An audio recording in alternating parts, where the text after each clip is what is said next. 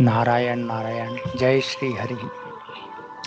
विलक्षण नियम विलक्षण लाभ साधक दैनंदिनी। त्वमेव माता च पिता त्वमेव, त्वमेव बंधुश्च सखा त्वमेव, त्वमेव विद्या द्रविणं त्वमेव, त्वमेव सर्वं मम देव देव।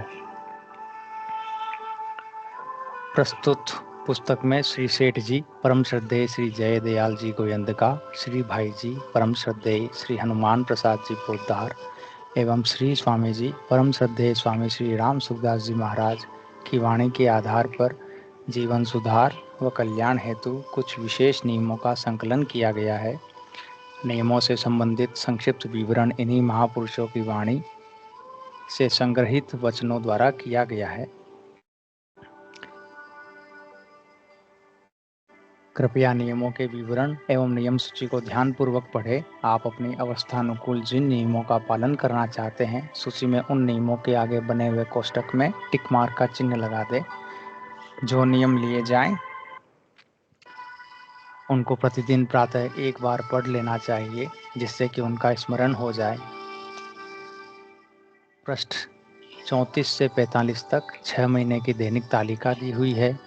रात्रि में सोने से पहले तालिका में आपके द्वारा लिए गए नियमों में से जो नियम पूरे हो गए हैं, उस नियम संख्या के आगे बने कोष्टक में टिक मार्क का चिन्ह लगा दें। जो नियम पालन नहीं हुए, उनके आगे क्रॉस का चिन्ह लगा दें।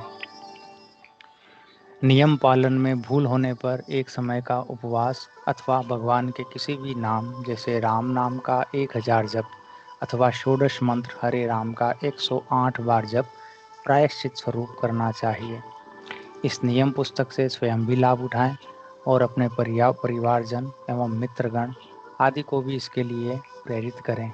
छोटे बड़े सभी अपनी अपनी अवस्थानुसार नियमों का चुनाव करके पालन कर सकते हैं।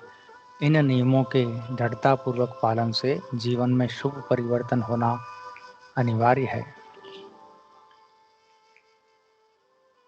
विषय सूची: अमृत कण, विलक्षण नियम विलक्षण लाभ, ग्रहण एवं त्याग नियम सूची, दैनिक तालिका, परम सेवा, गीता प्रेस की पुस्तकों की विलक्षणता, नित्य पठनीय 5 श्लोक, अन्य साधकोपयोगी नियम, बलि वैश्व देव, शिखा चोटी धारण की आवश्यकता, दिनचर्या समय सारणी, आधार ग्रंथ सूची। अमृत कण। श्री सेठ जी, मूल्यवान से मूल्यवान काम में ही समय लगाना चाहिए। भजन, ध्यान एवं सत्संग के समान संसार में कोई भी मूल्यवान पदार्थ नहीं है। जो व्यक्ति इस असार संसार के तुच्छ, अनित्य और क्षणभंगुर भोगों में फंसकर भगवत भजन, ध्यान, सत्संग छोड़ देता है, वह महामूर्ख है। अंत में उसकी बड़ी दुर्दशा होती है। सत्संग में जितनी बातें बतलाई जाती है, यदि उनकी धारणा कर ले, उनका नियम सा कर ले, तो अवश्य सुधार हो जाए। हम लोगों में दृढ़ता नहीं है, इसलिए सफलता नहीं मिलती। आदमी डटकर रहे तो उसमें सफलता है। इसलिए अपना जो कर्तव्य है, नियमों का पालन करे, उसे सदा काम में लाना चाहिए। किसी प्रकार से उससे विचलित नहीं होना चाहिए। श्री भाई जी, मन को वश करने में नियमानुवर्तिता से बड़ी सहायता मिलती है। सारे काम ठीक समय पर नियमानुसार होने चाहिए। प्रातःकाल बिछोने से उठकर रात को सोने तक दिन भर के कार्यों की एक ऐसी नियमित दिनचर्या बना लेनी चाहिए कि जिससे जिस समय जो कार्य करना हो, मन अपने आप स्वभाव से ही उसी कार्य में लग जाए। संसार साधन में तो नियमानुवर्तिता से लाभ होता ही है, परमार्थ में भी इससे बड़ा लाभ होता है। नियम से जो काम होता है, वह अनियम से नहीं होता। नियमानुवर्तिता का अभाव साधन में एक भारी विघ्न है। श्री स्वामी जी, भगवान ने कृपा करके मानव शरीर दिया है, तो उसकी सफलता के लिए अपने भावों और आचरणों का विशेष ध्यान रखना चाहिए। कारण कि शरीर का कुछ पता नहीं कि कब प्राण चले जाए। ऐसी अवस्था में जल्दी से जल्दी अपना उद्धार करने के लिए देवी संपत्ति सद्गुण सदाचार का आश्रय और आसुरी संपत्ति दुर्गुण दुराचार का त्याग करना बहुत आवश्यक है। साधक के लिए साधन से विरुद्ध बात जितनी घातक है, उतनी साधन की कमी घातक नहीं है। जो साधन के साथ असाधन भी करते रहते हैं, उनको जल्दी सिद्धि नहीं होती। सत्संग, साधन, भजन के साथ साथ झूठ, कपट आदि भी करते रहने से वर्ष बीत जाते हैं, पर जीवन बदलता नहीं। अतः जिन बातों को आप खराब समझते हैं, उनका त्याग करते जाओ। बुरी बातों को छोड़े बिना अच्छी बातें प्रकट नहीं होती। आपके भीतर यह बात बैठी हुई है कि अच्छी बातों से, अच्छे आचरणों से जल्दी कल्याण होगा, और अच्छी बातें तब ठहरेगी जब बुरी बातें छोड़ देंगे। खेती करने वाले पहले खेत साफ करते हैं, तब धान बोते हैं। जिनको आप छोड़ सकते हो, उन अवगुणों को छोड़ने से शेष अवगुण साफ दिखने लगते हैं, और जिन अवगुणों को छोड़ने में कठिनता दिखती है, उनको छोड़ना सुगम हो जाता है। जो जानते हुए भी अपने अवगुणों को नहीं छोड़ते, वे उन्नति के अधिकारी नहीं हैं। कहावत है कि जिस गांव में नहीं जाना है, उसका रास्ता ही क्यों पूछा जाए। ऐसा दृढ़ भाव हो जाए कि अपनी उम्र में अमुक काम हमें नहीं ही करना है, तो वह कार्य हो ही कैसे सकता है। जैसे सिनेमा नहीं देखना है तो नहीं ही देखना है, बीड़ी सिगरेट आदि व्यसन नहीं करना है तो नहीं ही करना है, चाय आज से नहीं पीना है तो नहीं ही पीना है, समाप्त हुआ काम। अब झूठ नहीं बोलना है तो झूठ बोलेंगे ही क्यों, फिर झूठ निकल ही नहीं सकता। ऐसे ही प्रत्येक सद्गुण सदाचार के ग्रहण और दुर्गुण दुराचार के त्याग के लिए दृढ़ भाव बना लिया जाए, तो यह भाव बहुत जल्दी बन सकता है, और फिर वह अनायास ही आचरण में भी आ सकता है। इसके लिए एक बहुत उपयोगी बात यह है कि हम अपने को दृढ़ प्रतिज्ञ बनावे, अर्थात हर एक व्यवहार में जो विचार कर ले बस वैसा ही करें। जो धन सदा साथ रहता है वह कमाते नहीं, और जो धन कमाते हैं वह सदा साथ रहता नहीं। मैं प्रतिदिन इतने रुपए कमाऊंगा ही, यह नियम कोई नहीं ले सकता, क्योंकि यह प्रारब्ध के अधीन है। परंतु मैं प्रतिदिन इतना नाम जप करूंगा, यह नियम सभी ले सकते हैं, क्योंकि यह हमारे अधीन है। ग्रहण के नियम। प्रातः जागरण। श्री स्वामी जी। सूर्योदय और सूर्यास्त के समय सोना नहीं चाहिए। सूर्योदय के बाद उठने से बुद्धि कमजोर होती है, और सूर्योदय से पहले उठने से बुद्धि का विकास होता है। अतः सूर्योदय से पहले उठ जाओ और सूर्य को नमस्कार करो। यदि आवश्यकता हो तो पीछे भले ही सो जाओ। गंगा स्मरण।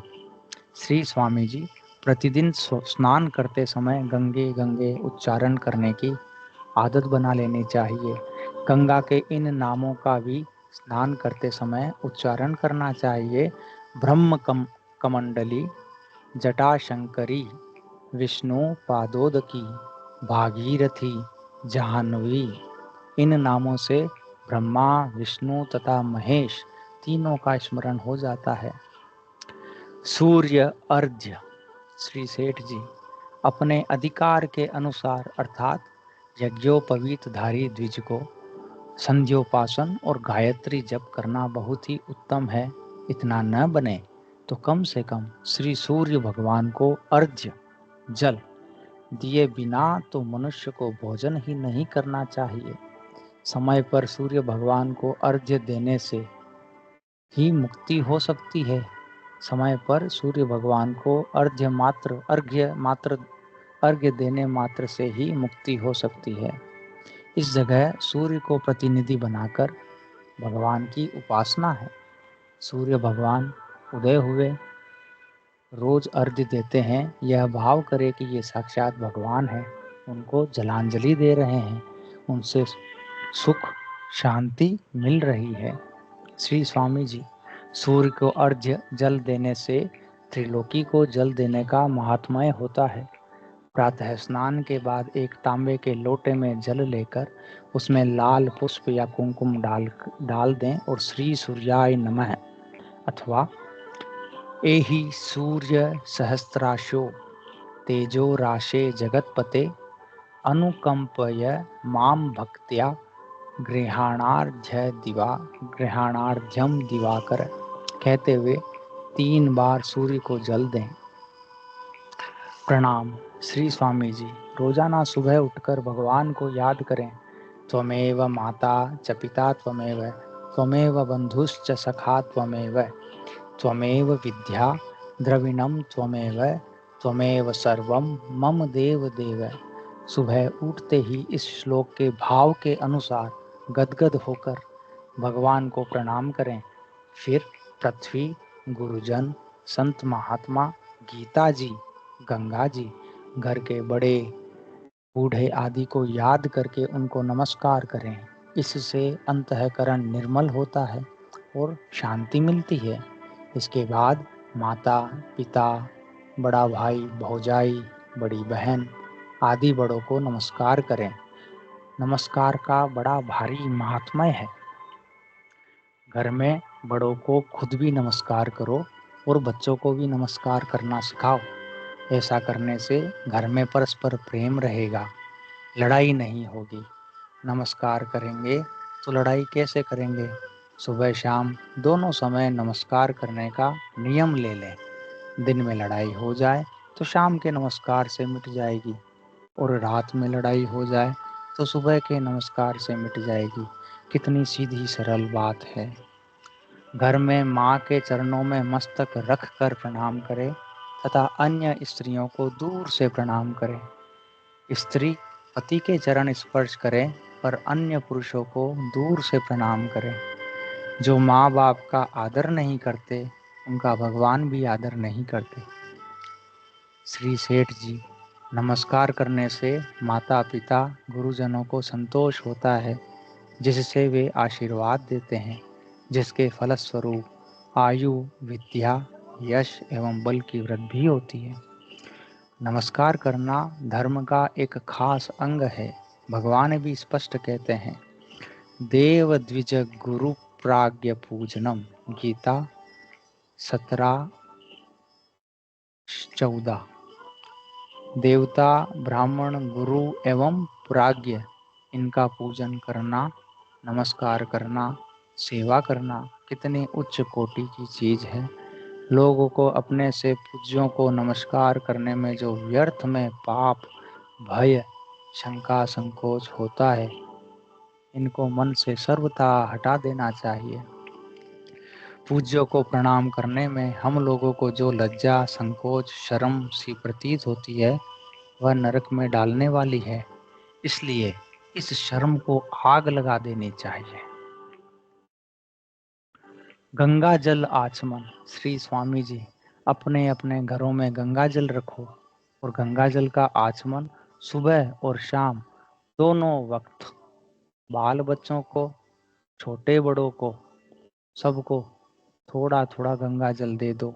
गंगा जल भीतर चला जाए तो उसका कल्याण होगा, उसकी मुक्ति होगी। यमराज के वह नहीं जा सकता। गंगा के रूप में भगवान का अवतार ही है। गंगा जल दिव्य जल है, यह महान पवित्र है। सब लोगों को रोजाना सुबह गंगा जल का चरणामृत लेना चाहिए, उसका असर दिन भर रहता है। श्री सेठ जी, जो कोई श्रद्धा से श्री गंगा जी का सेवन, स्नान और जलपान करता है, वह परम गति को पाता है। यह शास्त्रों का सिद्धांत है। शास्त्रों में गंगा की महिमा है, उस पर हमारा विश्वास नहीं, इसलिए लाभ नहीं है।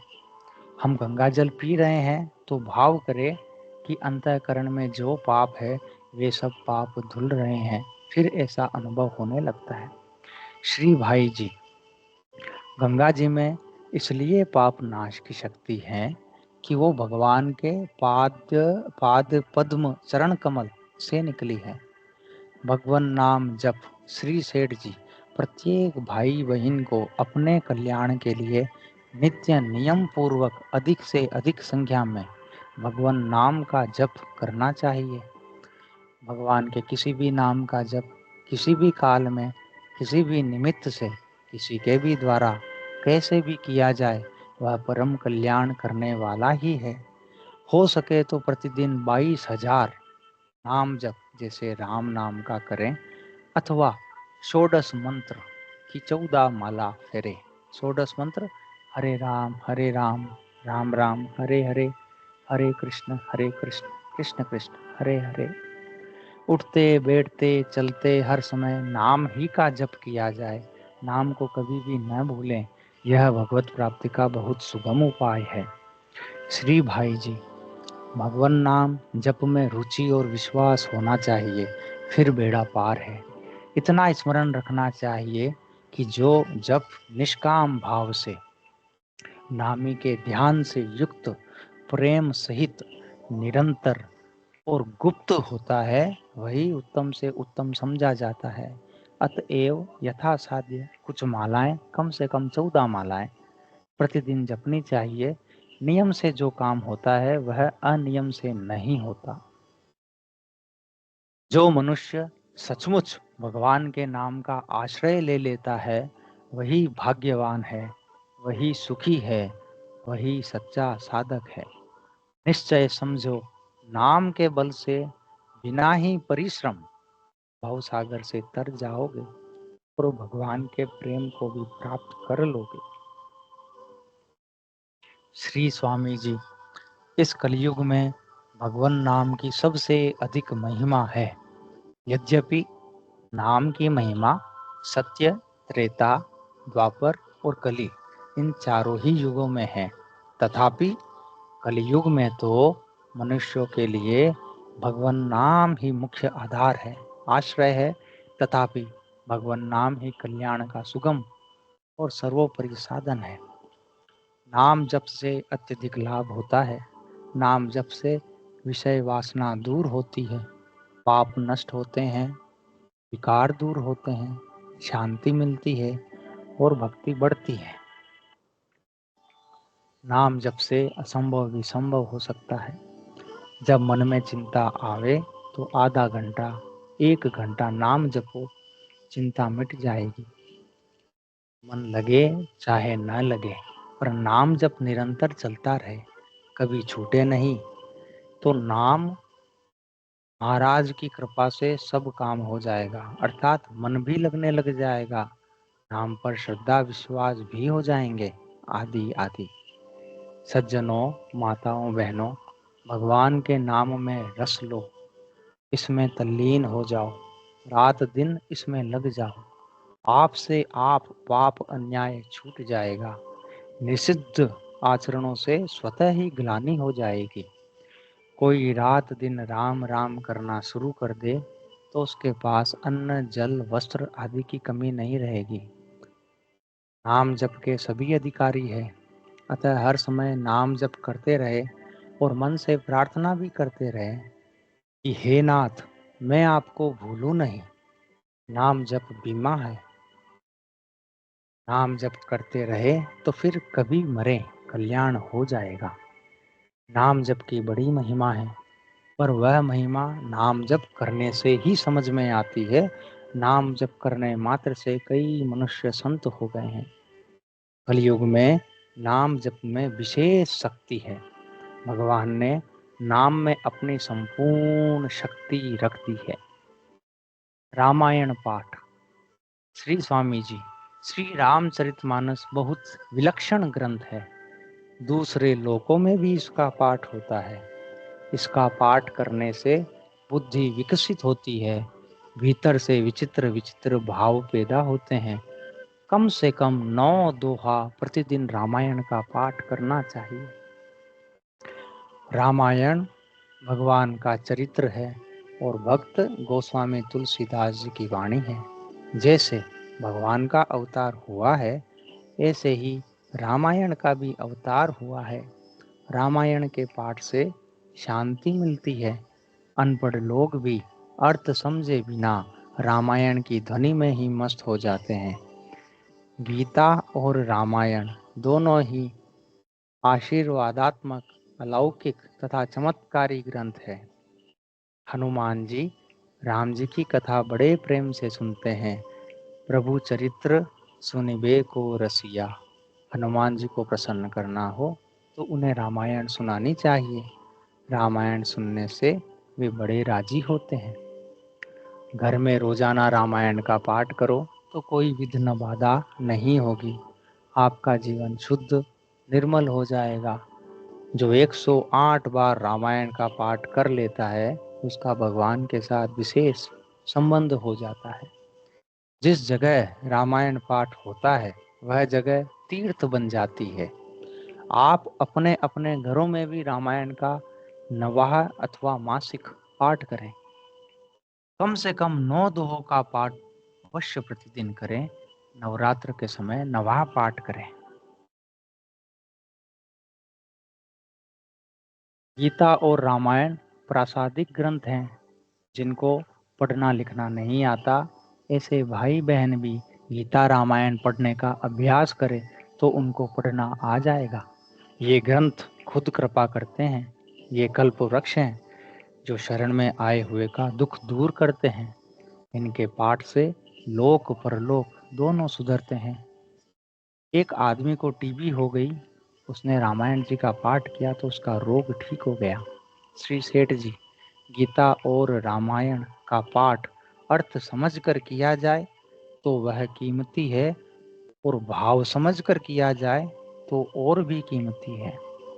गीता पाठ। श्री सेठ जी, गीता शास्त्र सभी के लिए इस लोक और परलोक में कल्याण करने वाला होने से यह सब के लिए सर्वोत्तम परम धर्ममय ग्रंथ है। इसलिए सभी मनुष्यों को गीता का अर्थ और भाव समझते हुए अध्ययन करना चाहिए। गीता के अध्ययन से मनुष्य के शरीर, वाणी, मन और बुद्धि की उन्नति होती है। इस लोक में धन, जन, बल, मान और प्रतिष्ठा की प्राप्ति एवं परलोक में परम कल्याण में परमात्मा की प्राप्ति होती है। जिस घर में गीता का पाठ नहीं हो वह यमपुरी के समान है। प्रत्येक मनुष्य को यथासाध्य गीता के एक अध्याय का अर्थ सहित पाठ तो अवश्य ही करना चाहिए। गीता के श्लोक का पाठ करते हैं। एक एक श्लोक की इतनी शक्ति है कि लाखों करोड़ों का उद्धार हो सकता है। लाखों का उद्धार हो चुका और हो रहा है। इस प्रकार श्लोक का प्रभाव समझकर श्लोक का अर्थ का पाठ करें तो बहुत ज़्यादा लाभ है। शंकराचार्य जी ने कहा है, भगवद गीता किंचिदधीता गंगा जल लव कणिका पीता सकृदपि यस्य मुरारी समर्चा तस्य यमः किम कुरुते चर्चाम। जिसने भगवत गीता को कुछ भी पढ़ा है, गंगा जल की जिसने एक बूंद भी पी है, एक बार भी जिसने भगवान कृष्णचंद्र का अर्चन किया है, उसकी यमराज क्या चर्चा कर सकता है। थोड़े से अभ्यास की इतनी महिमा है तो वह यदि सारी पढ़ी जाए तो कितने आनंद की बात है। हमें गीता मिल रही है, परमात्मा की हमारे ऊपर कितनी दया है। गीता की पुस्तक भगवान की मूर्ति से भी बढ़कर भगवान की साक्षात वांगमयी मूर्ति है। भगवान कहते हैं, जो गीता का अध्ययन करता है उसके द्वारा मैं ज्ञान यज्ञ से पूजित होता हूँ। जो दूसरों को धारण कराता है उसके समान मेरा प्यारा काम करने वाला दुनिया में कोई नहीं है। गीता की महिमा जितनी गाई जाए उतनी थोड़ी है। गीता ज्ञान का भंडार है। सारी आयु कहते रहे तो भी हमारी आयु समाप्त हो जाएगी, गीता का ज्ञान समाप्त नहीं होगा। श्री स्वामी जी, गीता एक प्रसादिक ग्रंथ है। इसका आश्रय लेकर पाठ करने मात्र से बड़े विचित्र, अलौकिक और शांतिदायक भाव स्फुरित होते हैं। इसका मन लगाकर पाठ करने मात्र से बड़ी शांति मिलती है। गीता पाठ करने वाले से भगवान ज्ञान यज्ञ से पूजित होते हैं तथा स्वयं वहां निवास करते हैं। गीता अर्जुन को 2 बार भी नहीं मिली। दोबारा भगवान ने अनुगीता कही, परंतु हम कलियुगी जीवों को वह गीता बार बार पढ़ने सुनने को मिल रही है। भगवान गीता से बहुत राजी होते हैं। गीता पाठ से वे दर्शन भी दे सकते हैं। गीता रामायण ग्रंथ जहाँ पढ़े रहते हैं वहाँ भूत प्रेत पिशाच नहीं आते। उन ग्रंथों को प्रणाम करने से बड़ी शक्ति मिलती है। श्रीमद् भगवत गीता के कम से कम एक अध्याय का नित्य अर्थ सहित पाठ करना चाहिए। इसके लिए ऐसा क्रम रखा जाए तो अच्छा है कि प्रतिपदा तिथि को पहले अध्याय का, द्वितीया को दूसरे का, तृतीया को तीसरे का, इस तरह एकादशी तिथि को 11वें अध्याय तक पाठ करके, द्वादशी को 12वें और 13वें अध्यायों का, त्रयोदशी को 14वें और 15वें का, चतुर्दशी को 16वें और 17वें का तथा अमावस्या या पूर्णिमा को 18वें अध्याय का पाठ कर लें। इस प्रकार 15 दिनों में 18 अध्याय का पाठ क्रम रखकर 1 महीने में संपूर्ण गीता के 2 पाठ पूरे कर लेने चाहिए। तिथि क्षय हो तब 7वें और 8वें अध्यायों का पाठ एक साथ कर लेना तथा तिथि वृद्धि होने पर 16वें और 17वें अध्याय का पाठ अलग अलग 2 दिन में कर लेना चाहिए। श्रोता, आप गीता जी के चौथे अध्याय के 5 श्लोकों, अध्याय 4 श्लोक नंबर 6 से 10 के नित्य पाठ की प्रेरणा करते हैं। इनमें क्या विशेषता है? श्री स्वामी जी, इन श्लोकों में भगवान ने अपने अवतार की बात कही है। भगवान अवतार रूप से प्रकट होते हैं। मेरे को ये श्लोक बहुत अच्छे लगते हैं। इन श्लोकों को याद कर लो। छोटे बालक बिना समझे भी इनका पाठ करे तो उनको भी लाभ होगा। जो आदर एवं श्रद्धापूर्वक गीता का पाठ करता है उसको अंत समय में भगवान याद आते हैं। उसको भगवान की विशेष कृपा होती है। एक गीता ऐसा ग्रंथ है जिसका महात्म्य मूल ग्रंथ से भी अधिक है। गीता के 700 श्लोक हैं और उसके पद्म पुराणोक्त महात्म्य के श्लोक 1000 से भी अधिक है। ये नित्य पठनी 5 श्लोक आगे पृष्ठ संख्या 50 पर दिए गए हैं। कीर्तन। श्री भाई जी, कम से कम 15 मिनट रोज सब घर के लोग, स्त्री पुरुष बालक मिलकर नियमित रूप से तन्मय होकर भगवान नाम का कीर्तन करें। श्री स्वामी जी, कीर्तन करने से बहुत लाभ होता है। कीर्तन करने से भगवान में प्रेम होता है। कीर्तन में आनंद रूप से भगवान प्रकट होते हैं। भगवान में मन लगाकर तल्लीन होकर नाम संकीर्तन किया जाए तो उससे एक विलक्षण वायुमंडल बनता है। वह वायुमंडल सब जगह फैल जाता है जिससे संसार मात्र का हित होता है। संकीर्तन के समय अपनी आंखें मीच ले और ऐसा भाव रखे कि मैं अकेला हूँ और मेरे सामने केवल भगवान खड़े हैं। दूसरों की भी जो आवाज आ रही है वह भी भगवान की ही आवाज है। इस प्रकार भगवत भाव से संकीर्तन करने से बहुत लाभ होता है और कोई पाप दुर्गुण दुराचार नहीं रहता। एक जगह बैठकर मनुष्य भगवान के नाम का कीर्तन करता है तो घर के घर, मोहल्ले के मोहल्ले शुद्ध हो जाते हैं और उसकी आवाज 14 भुवनों से होती हुई ब्रह्मलोक तक पहुंचती है। ऊंचे स्वर से कीर्तन किया जाए तो उसका लोगों पर विलक्षण प्रभाव पड़ता है। कलयुग में कीर्तन करने का महात्म्य सबसे अधिक बताया गया है। कलयुग में केवल भगवान के कीर्तन से उद्धार हो जाता है। कलौ तद्धरी कीर्तनाथ, श्रीमद् भागवत 12:3-52 कीर्तन करने मात्र से मनुष्य परमात्मा को प्राप्त हो जाता है। कीर्तनादेव कृष्णस्य मुक्त संघ परम व्रजेत। श्रीमद् भागवत 12:3-51। नाम संकीर्तन के प्रभाव से सब जगह विराजमान भगवान भी प्रकट हो जाते हैं। भगवान ने कहा है, नाहम वसामि वैकुंठे योगिनाम हृदये न च मद्भक्ता यत्र गायन्ति तत्र तिष्ठामि नारद। नारद, न तो मैं वैकुंठ में निवास करता हूँ और न योगियों के हृदय में ही, अपितु जहाँ मेरे भक्त मेरे नाम आदि का कीर्तन करते हैं मैं वही रहता हूँ। आदि पुराण 19:35।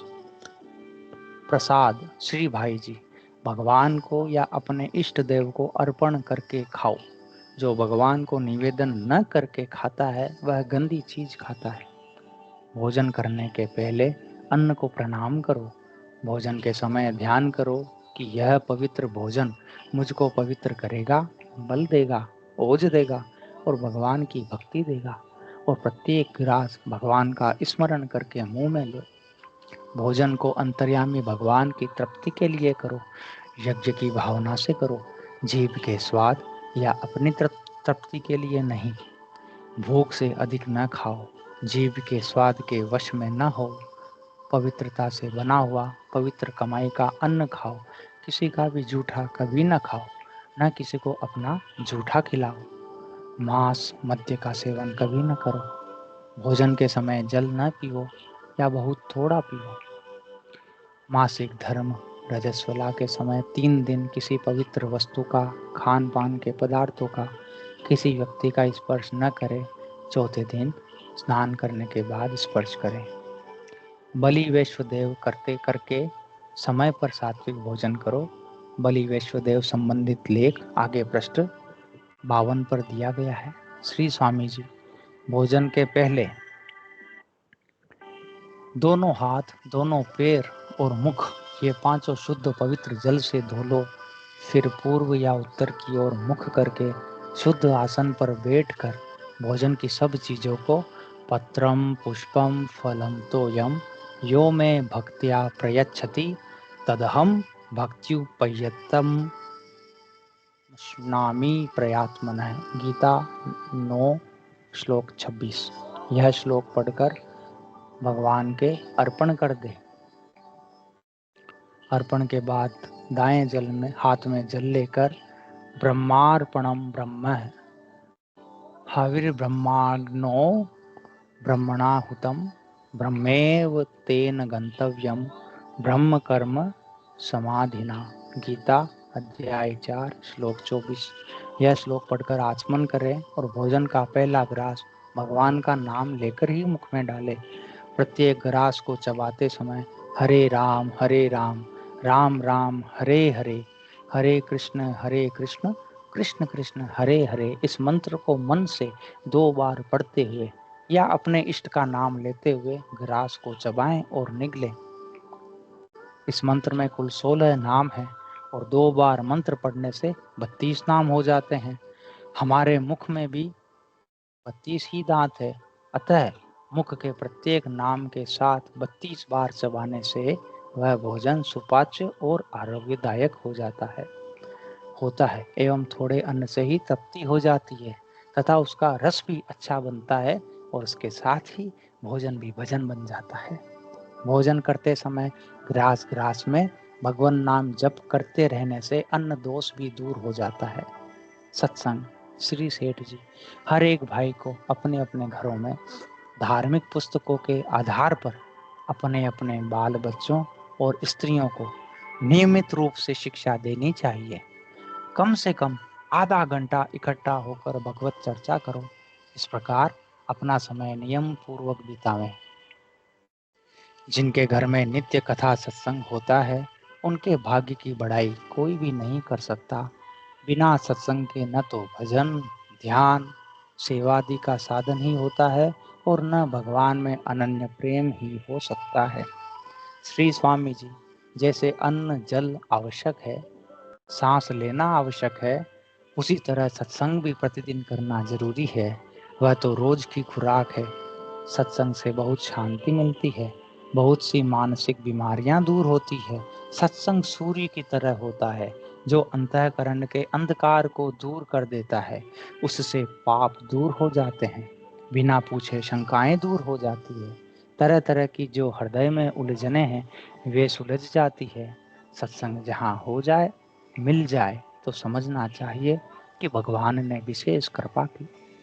सत्संग करने से साधन भजन में विलक्षणता आती है, जीवनी शक्ति आती है। अतः सभी साधनों में सत्संग सर्वश्रेष्ठ है। सत्संग के समान उग्र साधन, उग्र तपस्या, उग्र पुण्य कोई है ही नहीं। हजारों वर्षों की तपस्या से जो लाभ नहीं होता, वह लाभ सत्संग सुनने से तत्काल हो जाता है। रोजाना नियम से घंटा, 1.5 घंटा, 2 घंटा गीता की टीका, साधक संजीवनी पढ़ो। साधक संजीवनी को आप पढ़ते रहे तो सत्संग मिलता रहेगा। सत्संग करने से एक रस आता है, शांति मिलती है, लोक और परलोक दोनों सुधरते हैं, कई उलझने मिट जाती है, घरों में लड़ाई मिट जाती है। गीता प्रेस की पुस्तकों के द्वारा हर एक को घर बैठे ऐसा सत्संग मिल सकता है। गीता प्रेस की पुस्तकों की विलक्षणता आगे पृष्ठ 48 पर दी गई है। सत्संग से अमूल्य बातें मिलती हैं और नाम जप तथा प्रार्थना से उन बातों को धारण करने की शक्ति आती है। अतः सत्संग और नाम जप दोनों करते रहिए। प्रार्थना। श्री स्वामी जी, चलते फिरते, उठते बैठते, सोते जागते, हर समय नाम जपते रहो और एक ही बात कहते रहो कि हे नाथ, ऐसी कृपा करो कि मैं आपको भूलूं नहीं। आपका जीवन सार्थक हो जाएगा। भगवान याद मात्र से प्रसन्न हो जाते हैं। अच्युत है स्मृति मात्रेण। इसलिए भगवान से यही कहो कि मैं आपको भूलूं नहीं। भगवान को याद रखने से सब काम ठीक हो जाएगा। हरदम प्रार्थना करो कि हे मेरे नाथ, हम किसी अवस्था में हो, कैसी परिस्थितियों में हो, पर आपको भूले नहीं, निरंतर आपकी याद बनी रहे। भगवत स्मरण के बिना समय सार्थक नहीं होगा, निरर्थक चला जाएगा। इसलिए अपनी एक ही प्रार्थना हो, एक ही मांग हो कि हे नाथ, मैं आपको भूलूं नहीं। हे नाथ, हे नाथ कहकर भगवान को पुकारो और प्रार्थना करो कि हे नाथ, मैं आपको भूलूं नहीं। यह बात मैंने बहुत बार कही है, पर आप ध्यान नहीं देते। रोजाना 2-2, 3-3 मिनट में कहते रहो तो देखो आपका जीवन बदलता है कि नहीं। इसमें क्या कठिनता है? मन न लगे तो भी केवल कहने मात्र से लाभ होगा। लगन से कहो तो बहुत लाभ होगा। आज से ही मन हे नाथ, मैं आपको भूलूं नहीं कहना शुरू कर दो। आपका जीवन विचित्र हो जाएगा, आप संत हो जाओगे। कोई भी आफत आए तो हे नाथ पुकारो। हे नाथ, मैं आपको भूलूं नहीं। यह एक मंत्र है जिसे सब भाई बहन याद कर लो और बार बार कहते रहो। सुबह उठकर, स्नान करके, नित्य नियम करके, दिन में, शाम में, रात्रि सोते समय, इस प्रकार दिन में 5-7 बार नियम से हे नाथ, मैं आपको भूलूं नहीं ऐसा कहते रहो तो आप देखो कि आपके जीवन में फर्क पड़ता है कि नहीं। नहीं पड़ता। भगवान की स्मृति रहने से संपूर्ण विपत्तियों का नाश हो जाएगा।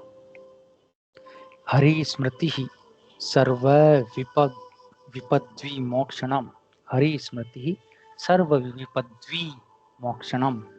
श्रीमद् भागवत 8-10-55। आपका अंतःकरण शुद्ध निर्मल हो जाएगा। भगवान के साथ आपका संबंध जुड़ जाएगा।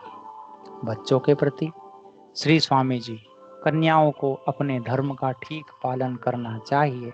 इसके लिए मैंने एक उपाय बताया है कि सुबह शाम 7-7 बार सीता माता और माता कुंती का नाम लें। इसके लिए मैं छोटी बड़ी सभी बहनों से प्रार्थना करता हूँ कि दोनों समय आप 7-7 बार प्रेम से ये नाम लें तो आपका जीवन बहुत पवित्र हो जाएगा। परंतु भीतर से आपका विचार होना चाहिए कि हम सीता माता की तरह बन जाएं। आपके घर में जो पढ़ने वाले, स्कूल कॉलेज में जाने वाले लड़के लड़कियां हों, उनसे गीता प्रेस की पुस्तकें सुनो। आजकल के बालक प्राय खुद ऐसी पुस्तकें नहीं पढ़ते, अतः आप उनसे कहो कि बेटा मेरे को अमुक पुस्तक या ग्रंथ सुनाओ। आप उनसे सुनोगे तो उनके भीतर अच्छे संस्कार बैठ जाएंगे, जिससे उनके स्वभाव का सुधार होगा। बालकों को भक्तों के चरित्र पढ़ने को दो, क्योंकि कहानी पढ़ने से बालक बहुत राजी होते हैं। बालकों के लिए गीता प्रेस से वीर बालक, वीर बालिकाएं, गुरु और माता पिता के भक्त बालक, सच्चे और ईमानदार बालक आदि कई पुस्तकें छपी है। कल्याण का बालक अंक भी छपा है, उन्हें बालकों को पढ़ने के लिए दो। आप हरेक काम में भगवान को याद करने की आदत डाल लें, आपका सत्संग सफल हो जाएगा। कहीं भी जाए तो 4 बार नारायण नाम का उच्चारण करके जाएं, सब काम ठीक हो जाएगा और खराब काम से बच जाओगे। खराब काम से बचना और अच्छे काम में लगना, दोनों बातें नारायण नारायण कहने से हो जाएगी। भगवान का जो भी नाम आपको प्रिय हो वह ले। अगर आप हरेक काम में भगवान को याद करने की बात स्वीकार कर लें और बाल बच्चों को भी सिखा दें तो हमारा बहुत बड़ा काम हो जाएगा। मैं आपकी अपने ऊपर बड़ी कृपा मानूंगा। छोटे बालकों को गोदी में लेकर घंटा 1.5 घंटा रोजाना अपने अपने घरों में कीर्तन करो, सद्बुद्धि जरूर होगी, इसमें संदेह नहीं। कलयुग में कीर्तन का बड़ा भारी महात्म्य है। कलयुग भगवान नाम की ऋतु है। भगवान नाम कीर्तन से सद्भाव पैदा होते हैं। पंचामृत, हम भगवान के ही हैं। श्री स्वामी जी, संपूर्ण जीव साक्षात परमात्मा के अंश है। ईश्वर अंश जीव अविनाशी, मानस उत्तरकांड 117 नंबर। अतः हरेक के भीतर यह बात होनी चाहिए कि हम भगवान के लाडले बेटा बेटी हैं। आप अपने आप को भगवान का अंश मानोगे तो बिना कहे सुने आप में अच्छे गुण, सद्गुण, सदाचार अपने आप आ जाएंगे। ऐसी ऐसी बातें आप में आ जाएगी कि खुद आपको आश्चर्य होगा, परंतु यह होगा भगवान के साथ अपना संबंध मानने से। हम भगवान के हैं, यह सब बातों की सार बात है। जैसे शरीर माता और पिता दोनों का अंश है, ऐसे हम स्वयं दो के अंश नहीं हैं, प्रत्युत केवल भगवान के ही अंश हैं। ममे वांछो जीव लोके, गीता अध्याय 15 श्लोक नंबर 7। हम में प्रकृति का मिश्रण नहीं है। शरीर को हम अपना मानते हैं, पर वास्तव में शरीर अपना है नहीं, प्रत्युत हमें मिला है। शरीर प्रकृति का अंश है। शरीर पर हमारा स्वतंत्र अधिकार नहीं चलता, फिर उसे अपना मानना सिवाय मूर्खता के और क्या है। यमराज के सामने भी कह दो कि मैं भगवान का हूँ, तो यमराज भी थर्राएगा। अगर आप भगवान के साथ संबंध स्वीकार कर लो तो आप में स्वाभाविक ही शुद्धि पवित्रता आ जाएगी। हम भगवान के हैं, भगवान हमारे हैं, इतना कहने मात्र से आप में स्वतः पवित्रता आती है। हम भले ही कपूत हो, पर हैं तो भगवान के ही। हमें केवल अपनी कपूताई मिटानी है। मैं भगवान का हूँ और भगवान मेरे हैं, इस अपनेपन के समान योग्यता, पात्रता और अधिकारिता आदि कुछ भी नहीं है। यह संपूर्ण साधनों का सार है। मैं भगवान का हूँ और भगवान मेरे हैं। एक सीधी सरल बात, भगवान मेरे हैं ऐसे भगवान को मेरा कह दिया तो बड़ा असर पड़ता है प्रभु पर।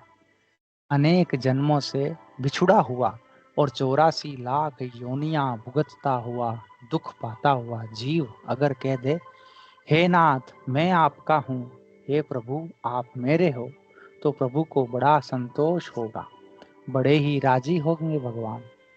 मानो भगवान की खोई हुई चीज भगवान को मिल गई है।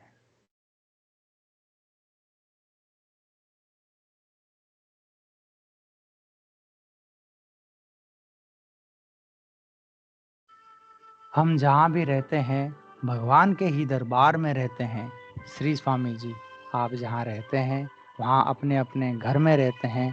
अपने घर में रहने का महात्म्य नहीं है, पर भगवान के दरबार में रहे तो बड़ा भारी महात्म्य है। इस घर को तो आपने अपना माना है, पर यह घर पहले से भगवान का ही था, अब भी है और पीछे भी भगवान का ही रहेगा। मरोगे तो यह घर साथ थोड़े ही चलेगा, यह तो भगवान का ही है। अतः आज से आप मान लो कि भगवान के घर में रहते हैं, साक्षात भगवान के घर में ही रहते हो। हरिद्वार आते हो तो कहते हैं ओहो हर की पेड़ियां हैं ये तो। वृंदावन आ गए तो कहते हैं भगवान की लीला भूमि में है। अयोध्या में आ गए तो भगवान के दरबार में आ गए। भगवान का दरबार मान लो तो भगवान का घर मान लो तो वही घर वृंदावन हो गया। हम जो भी शुभ काम करते हैं भगवान का ही काम करते हैं। श्री स्वामी जी, जो भी काम करो भगवान का मान कर करो। खेती करो चाहे घर का काम धंधा करो, भोजन करो चाहे भजन करो, कपड़ा धोवो चाहे स्नान करो, शरीर भी भगवान का है तो भगवान की सेवा के लिए इसका काम करते हैं। खाना पीना भी भगवान का काम है, काम धंधा भी भगवान का ही करते हैं। सब संसार के मालिक भगवान है तो सब शरीरों के मालिक भी भगवान है। तो शरीरों का और संसार का काम किसका हुआ? भगवान का ही हुआ। कैसी मौज की बात है। शुद्ध सात्विक जो भी पाते हैं भगवान का ही प्रसाद पाते हैं। श्री स्वामी जी, भगवान के प्रसाद का बड़ा भारी महात्म्य है। बड़े बड़े धनी भी प्रसाद का कण मात्र पाने के लिए हाथ फैलाते हैं। प्रसाद पाने से मनुष्य शुद्ध हो जाता है। घर में जितनी वस्तुएं हैं उन सब पर तुलसी दल रखकर भगवान के अर्पण कर दो। अब भोजन बनेगा तो भगवान का प्रसाद ही बनेगा।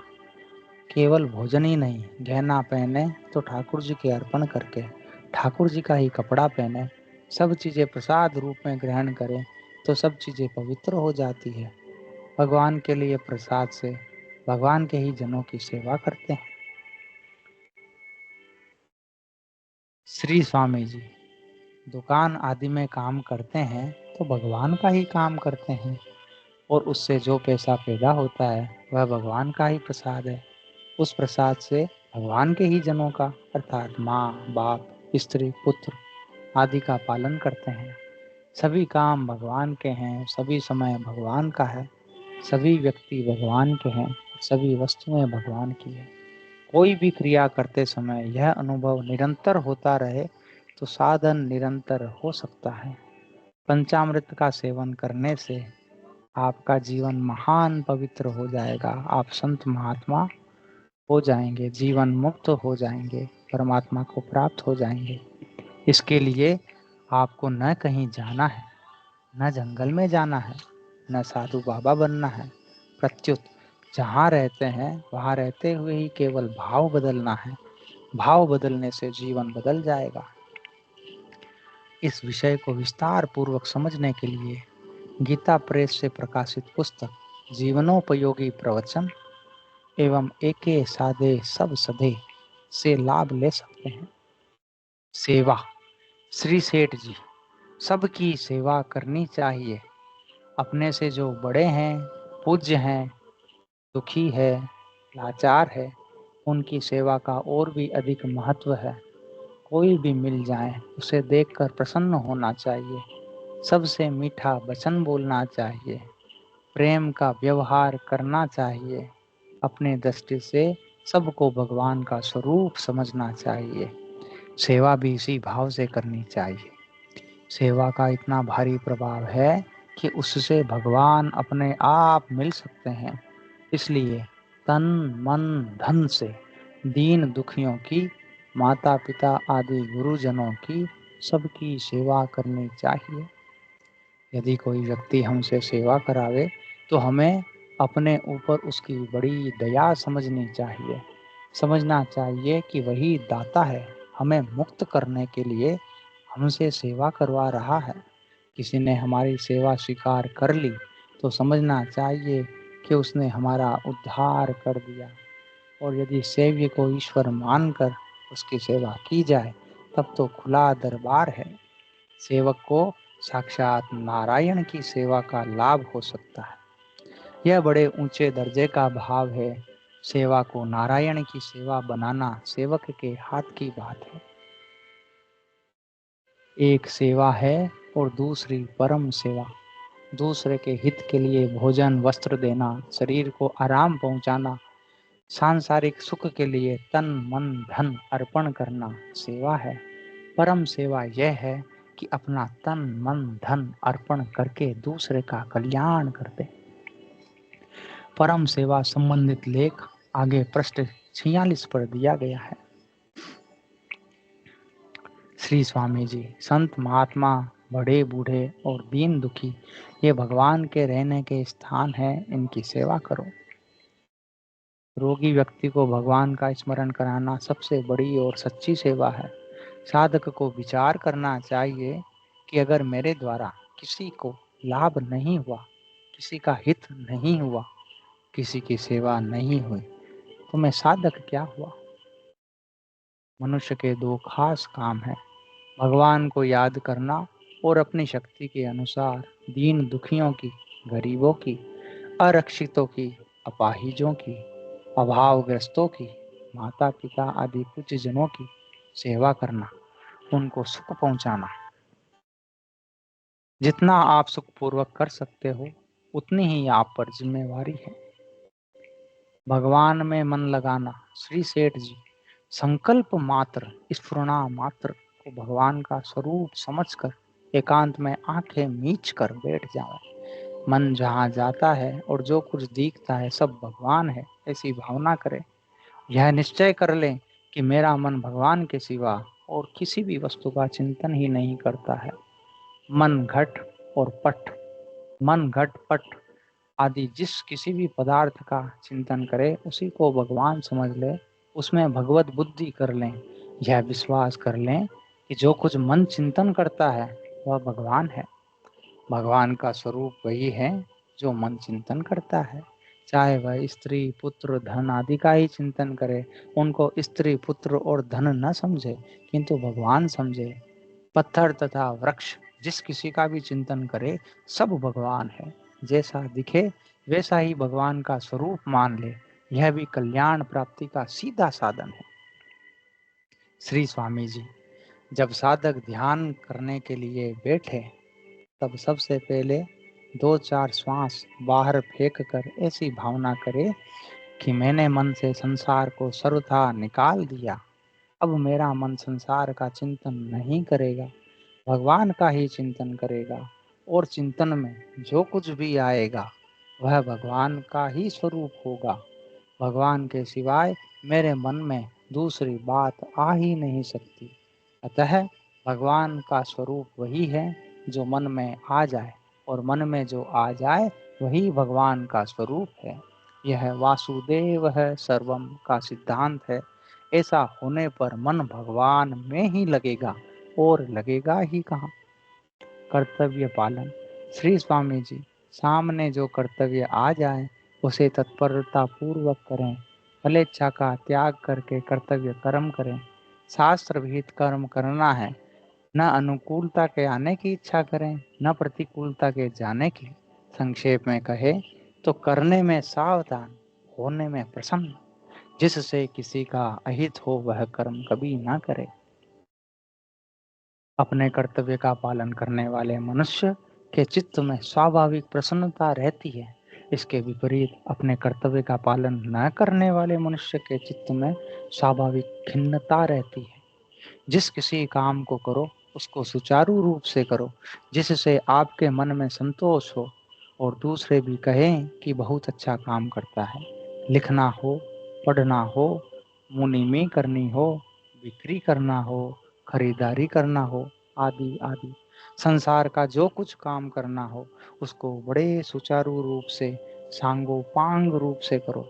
माता बहनें रसोई बनाए तो अच्छी तरह से बनाए, सामग्री भले ही कैसी हो पर चीज बढ़िया बनाए, भोजन ठीक ठीक तरह से परोसे, सबको कैसे संतोष हो, सबको किस तरह से सुख पहुंचे, ऐसा भाव रखकर सब काम करें। रात्रि स्मरण। श्री सेठ जी सोने के समय भगवान के नाम को जपते जपते या गीता जी का पाठ या विष्णु सहस्त्र नाम का पाठ करते करते सोना चाहिए।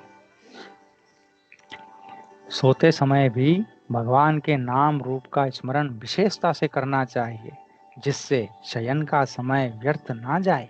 शयन के समय को साधन बनाने के लिए सांसारिक संकल्पों के प्रवाह को भुलाकर भगवान के नाम, रूप, गुण, प्रभाव और चरित्र का चिंतन करते हुए ही सोना चाहिए।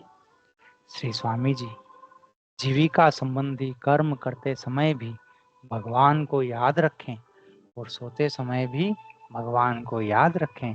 सोते समय यह समझे कि अब तक चलते फिरते बैठकर भजन किया है, अब लेटकर भजन करना है। लेटकर भजन करते करते नींद आ जाए तो आ जाए, पर नींद के लिए नींद नहीं लेनी है। सोते समय हमें नींद न आए तब तक भगवान के चरणों में पड़े रहें, भगवान का चिंतन होता रहे, यह अनुभव करते रहें कि हम पर भगवान का कृपामय हाथ है, कृपा दृष्टि है। जैसे माँ अपने बच्चे को गोद में लिए बैठी है, बालक उसके चरणों में पड़ा है तो माँ की उस पर कृपा है, वैसे ही मैं भगवान के चरणों में पड़ा हूँ, भगवान की मुझ पर कृपा है, भगवान मुझे कृपा दृष्टि से देख रहे हैं, मेरे सिर पर भगवान का हाथ है। इस प्रकार चिंतन करते हुए उनका नाम लेते रहे। अब यह लेटने का समय भजन हो गया। त्याग के नियम। पर दोष दर्शन। श्री स्वामी जी यह नियम ले लो कि किसी को बुरा नहीं समझेंगे, किसी का बुरा नहीं चाहेंगे और किसी का बुरा नहीं करेंगे। इन 3 बातों से आपका अंतःकरण शुद्ध हो जाएगा, आप संत महात्मा बन जाओगे। कोई कितना ही बुरा काम करे, पर भीतर से उसको बुरा मत समझे, क्योंकि भीतर से वह परमात्मा का अंश है। आज से यह नियम व्रत लें कि मैं किसी को बुरा नहीं समझूंगा। स्वरूप अमल है, ईश्वर अंश जीव अविनाशी, चेतन अमल सहज सुख राशि। मानस उत्तरकांड 117। जो अमल है उसे दोष युक्त मानना उसका अपराध है। परमात्मा का अंश निर्दोष है, इसलिए मनुष्य का जीवन सर्वथा निर्दोष तो हो सकता है, पर सर्वथा दोषी नहीं हो सकता। कोई भी दोष नित्य निरंतर हो ही नहीं सकता। क्या आपके मन में यह आता है कि कोई मुझे बुरा समझे? यदि नहीं आता तो किसी को बुरा समझने का आपको अधिकार नहीं है। जिस समता की असीम अपार अनंत महिमा है, जिसका वर्णन कभी कोई कर ही नहीं सकता, उस समता की प्राप्ति का उपाय है बुराई रहित होना। बुराई रहित होने का उपाय है नंबर 1 किसी को बुरा न माने, नंबर 2 किसी का बुरा न करे, नंबर 3 किसी का बुरा न सोचे, नंबर 4 किसी में बुराई ना देखें, नंबर 5 किसी की बुराई ना सुने, नंबर 6 किसी की बुराई ना कहें। इन 6 बातों का दृढ़ता से पालन करें तो हम बुराई रहित हो जाएंगे। बुराई रहित होते ही हमारे में स्वतः स्वाभाविक अच्छाई आ जाएगी, क्योंकि अच्छाई हमारा स्वरूप है। अगर हम दूसरों में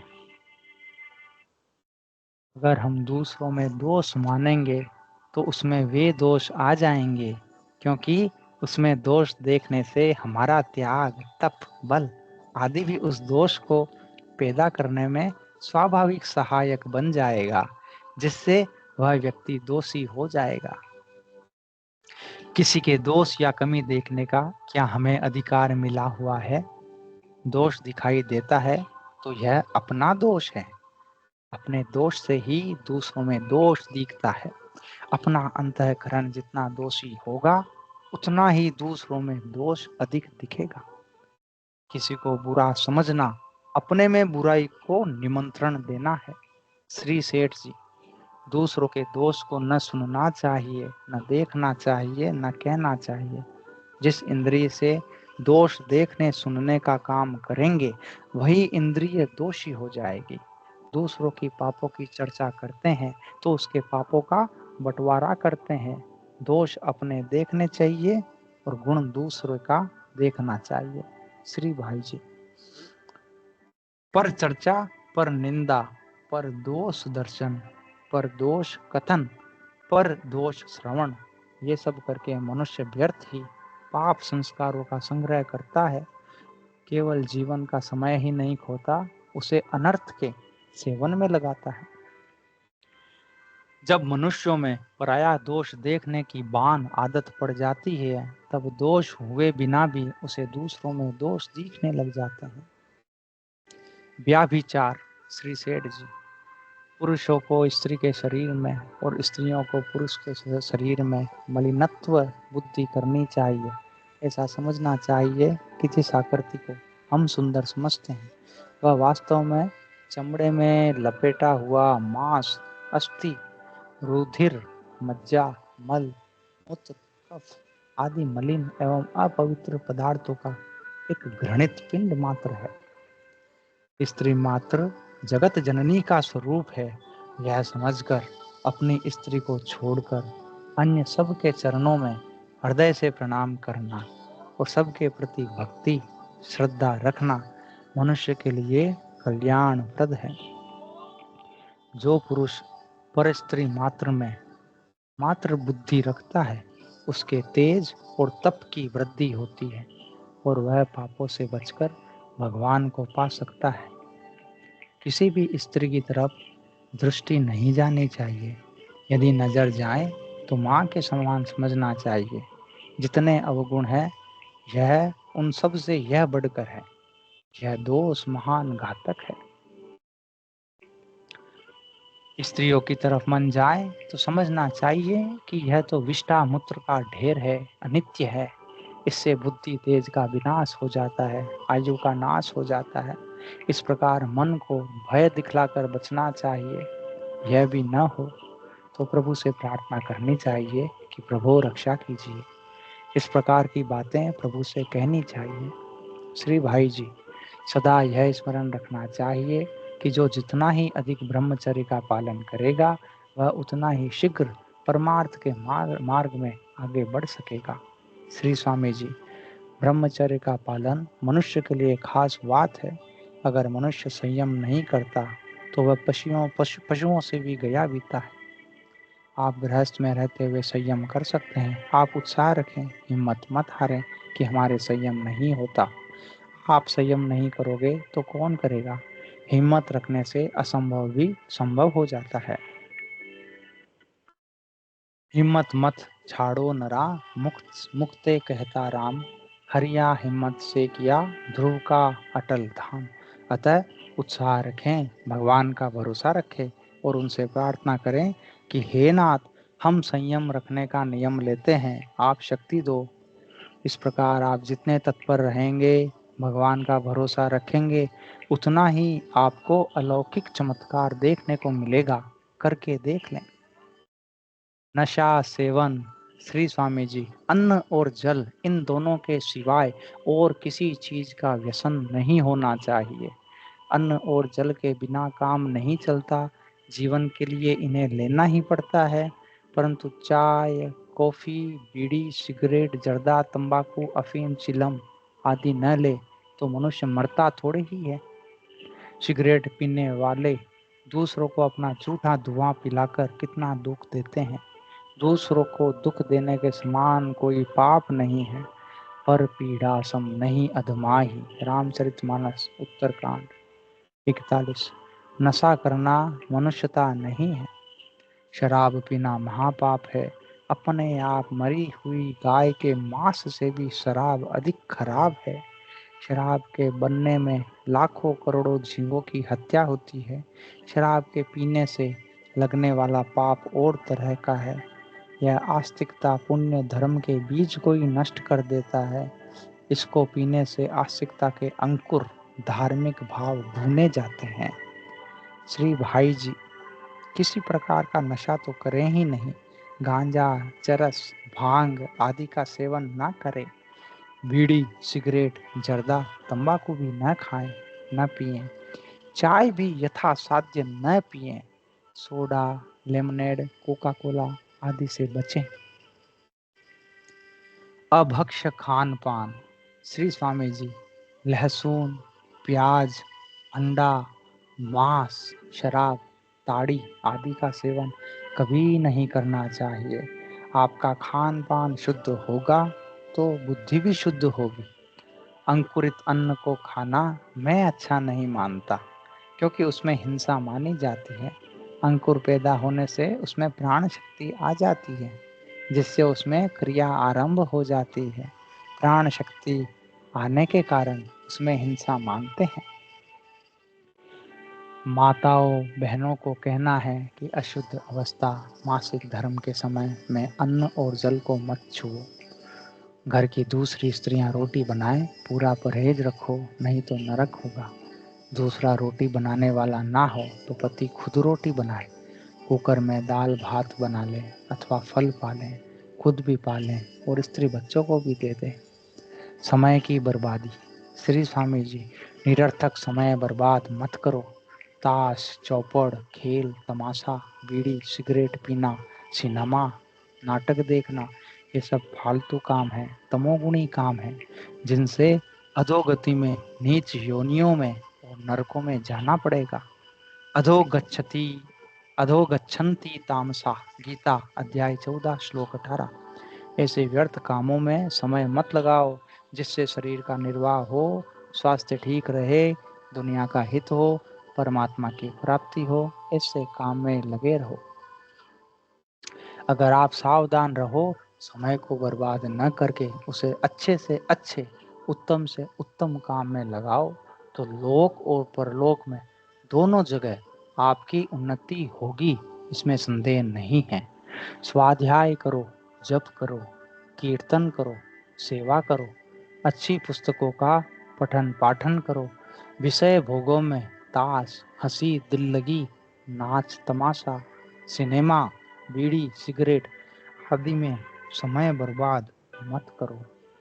सिनेमा या टीवी देखने से 4 हानियां होती है। नंबर 1, चरित्र की हानि। नंबर 2, समय की हानि। नंबर 3, नेत्र ज्योति की हानि। नंबर 4, धन की हानि। श्री सेठ जी, मनुष्य को अपना एक क्षण भी व्यर्थ नहीं बिताना चाहिए। आलस्य, प्रमाद, भोग, पाप और अति निद्रा को विष के समान समझकर इनका सर्वथा त्याग कर देना चाहिए। मनुष्य जीवन का मनुष्य जीवन का अमूल्य समय इन सब में बिताने के लिए कदापि नहीं है। करने योग्य काम में विलंब करना आलस्य है। शास्त्र विहित कर्तव्य कर्म की अवहेलना तथा मन, वाणी, शरीर से व्यर्थ चेष्टा करना प्रमाद है। स्वाद शौकिनी, ऐश आराम, भोग विलासिता और विषयों में रमण करना भोग है। झूठ, कपट, चोरी, व्यभिचार, हिंसा आदि पाप है। और 6 घंटे से अधिक शयन करना अति निद्रा है।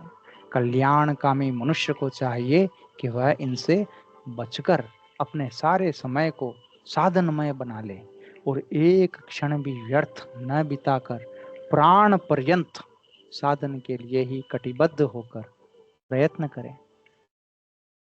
श्री भाई जी, सिनेमा से लोगों ने चोरी की, नई नई कलाएं सीखी, डाके डालने सीखे, शराब पीना सीखा, निर्लज्जता सीखी और भीषण व्याभिचार सीखा।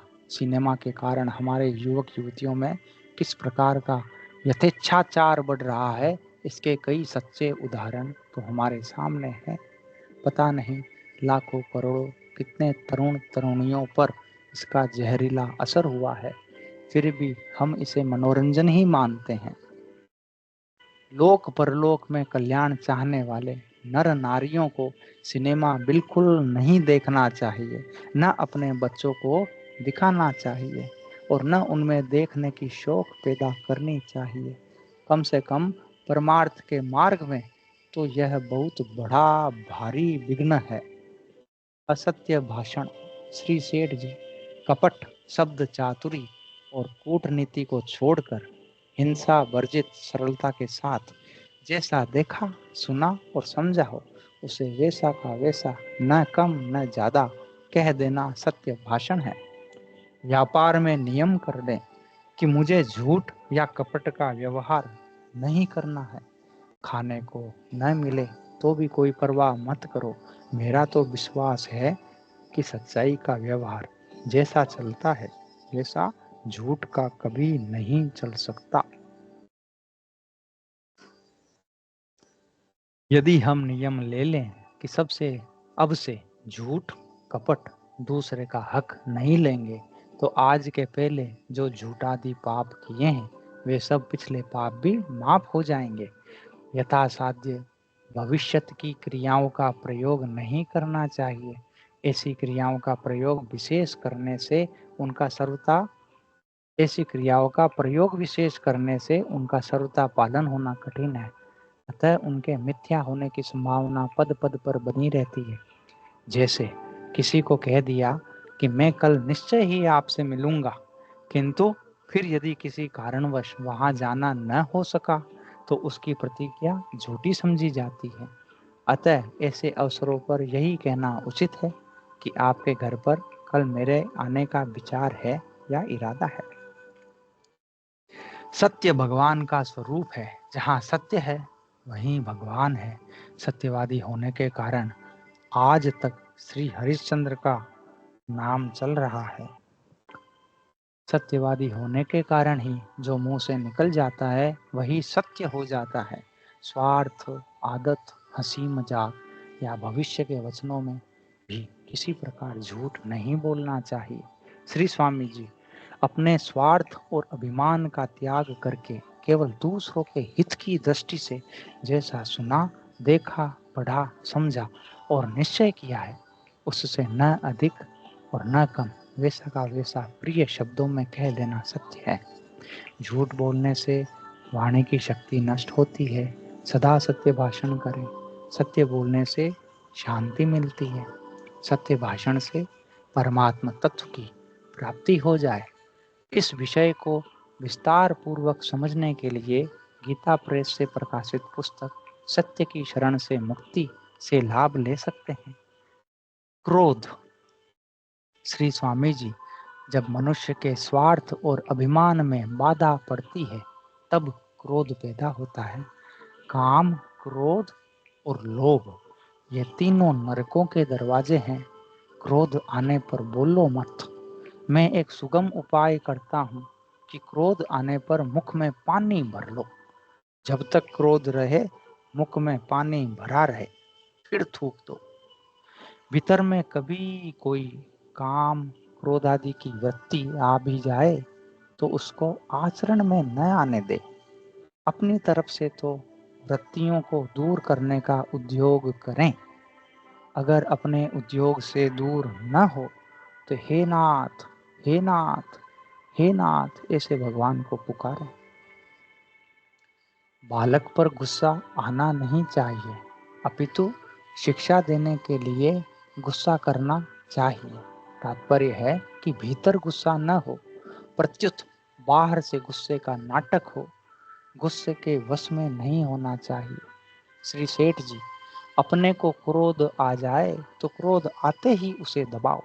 मन के विपरीत होने पर क्रोध आए तो मन को समझाओ कि यह भगवान तुम्हारी परीक्षा ले रहे हैं, इसके पीछे भगवान का हाथ है।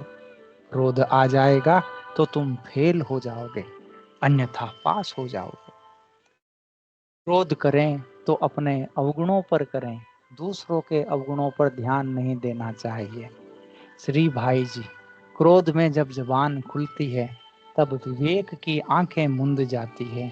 उस समय ऐसी बातें मुंह से निकल जाती है जिनके लिए केवल इसी जीवन में नहीं कई जन्मों तक पश्चाताप करना पड़ता है। वही सच्चा शूर है जो मन के क्रोध को मन में ही मार डाले। बाहर प्रकट होने न दे। और वह तो सर्व विजयी है जिसके मन में भी क्रोध उत्पन्न न होता हो। गर्भपात। श्री स्वामी जी, गर्भ में जीव निर्बल और असहाय अवस्था में रहता है। वह अपने बचाव के लिए कोई उपाय भी नहीं कर सकता तथा प्रतिकार भी नहीं कर सकता। वह अपनी हत्या से बचने के लिए पुकार भी नहीं सकता, रो भी नहीं सकता, चिल्ला भी नहीं सकता। उसका कोई अपराध कसूर भी नहीं है, वह सर्वथा निर्दोष है। ऐसी अवस्था में उस निरपराध निर्दोष शिशु की हत्या कर देना कितना महान पाप है। गर्भपात से बढ़कर कोई पाप नहीं, कोई हिंसा नहीं, कोई दुष्टता नहीं, कोई कृतघ्नता नहीं, कोई अन्याय नहीं, कोई अत्याचार नहीं, कोई राक्षसपना नहीं। इसके समान भी कोई घृणित पाप नहीं है, फिर बढ़कर तो हो ही कैसे। इससे बढ़कर कोई पाप संभव ही नहीं है। गर्भ में आए जीव को अनेक जन्मों का ज्ञान होता है, इसलिए भागवत में उसको ऋषि ज्ञानी नाम से कहा गया है। अतः गर्भपात करने से एक ऋषि की हत्या होती है, इससे बढ़कर और पाप क्या होगा। इस विषय को विस्तार पूर्वक समझने के लिए गीता प्रेस से प्रकाशित पुस्तक महापाप से बचो से लाभ ले सकते हैं। हिंसा युक्त वस्तु। श्री सेठ जी, लाख रेशम और चमड़े का व्यापार और व्यवहार प्रत्येक धर्म प्रेमी सज्जन को त्याग देना चाहिए। लाख कीड़ों से उत्पन्न होता है। वृक्षों से लाल गोंद जैसे टुकड़े टुकड़े उतारे जाते हैं। उसमें दो प्रकार के जीव रहते हैं। इन दोनों प्रकार के असंख्य जीवों की बुरी तरह हिंसा होती है। प्रथम तो लाख के धोने में ही असंख्य प्राणी मर जाते हैं।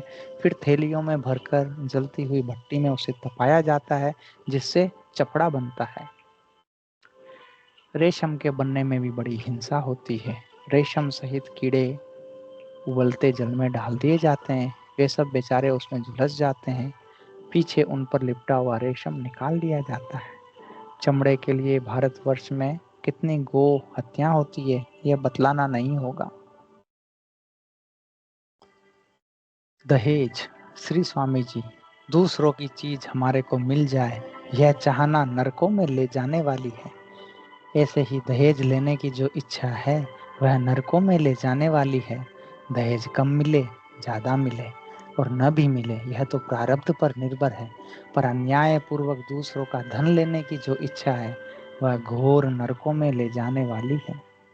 अगर कहीं दहेज लेना भी पड़े तो केवल देने वाले की इच्छा पूर्ति प्रसन्नता के लिए ही लेना चाहिए। अपनी किंचन मात्र भी लेने की इच्छा नहीं हो और केवल देने वाले की प्रसन्नता के लिए ही थोड़ा लिया जाए, तो वह लेना भी देने के समान ही है। दहेज मांगने वाले कन्या के गर्भपात रूपी महान पाप के भागी होंगे, क्योंकि दहेज प्रथा के कारण लोग कन्या का गर्भपात करा देते हैं, कन्या भ्रूण की हत्या कर देते हैं। श्री सेठ जी, दहेज की प्रथा तो बिल्कुल ही तोड़ देनी चाहिए। यदि बिल्कुल न टूट सके तो बहुत संक्षिप्त केवल नाम मात्र को रखना चाहिए। दहेज लेना तो एक बहुत ही निंदनीय कर्म है।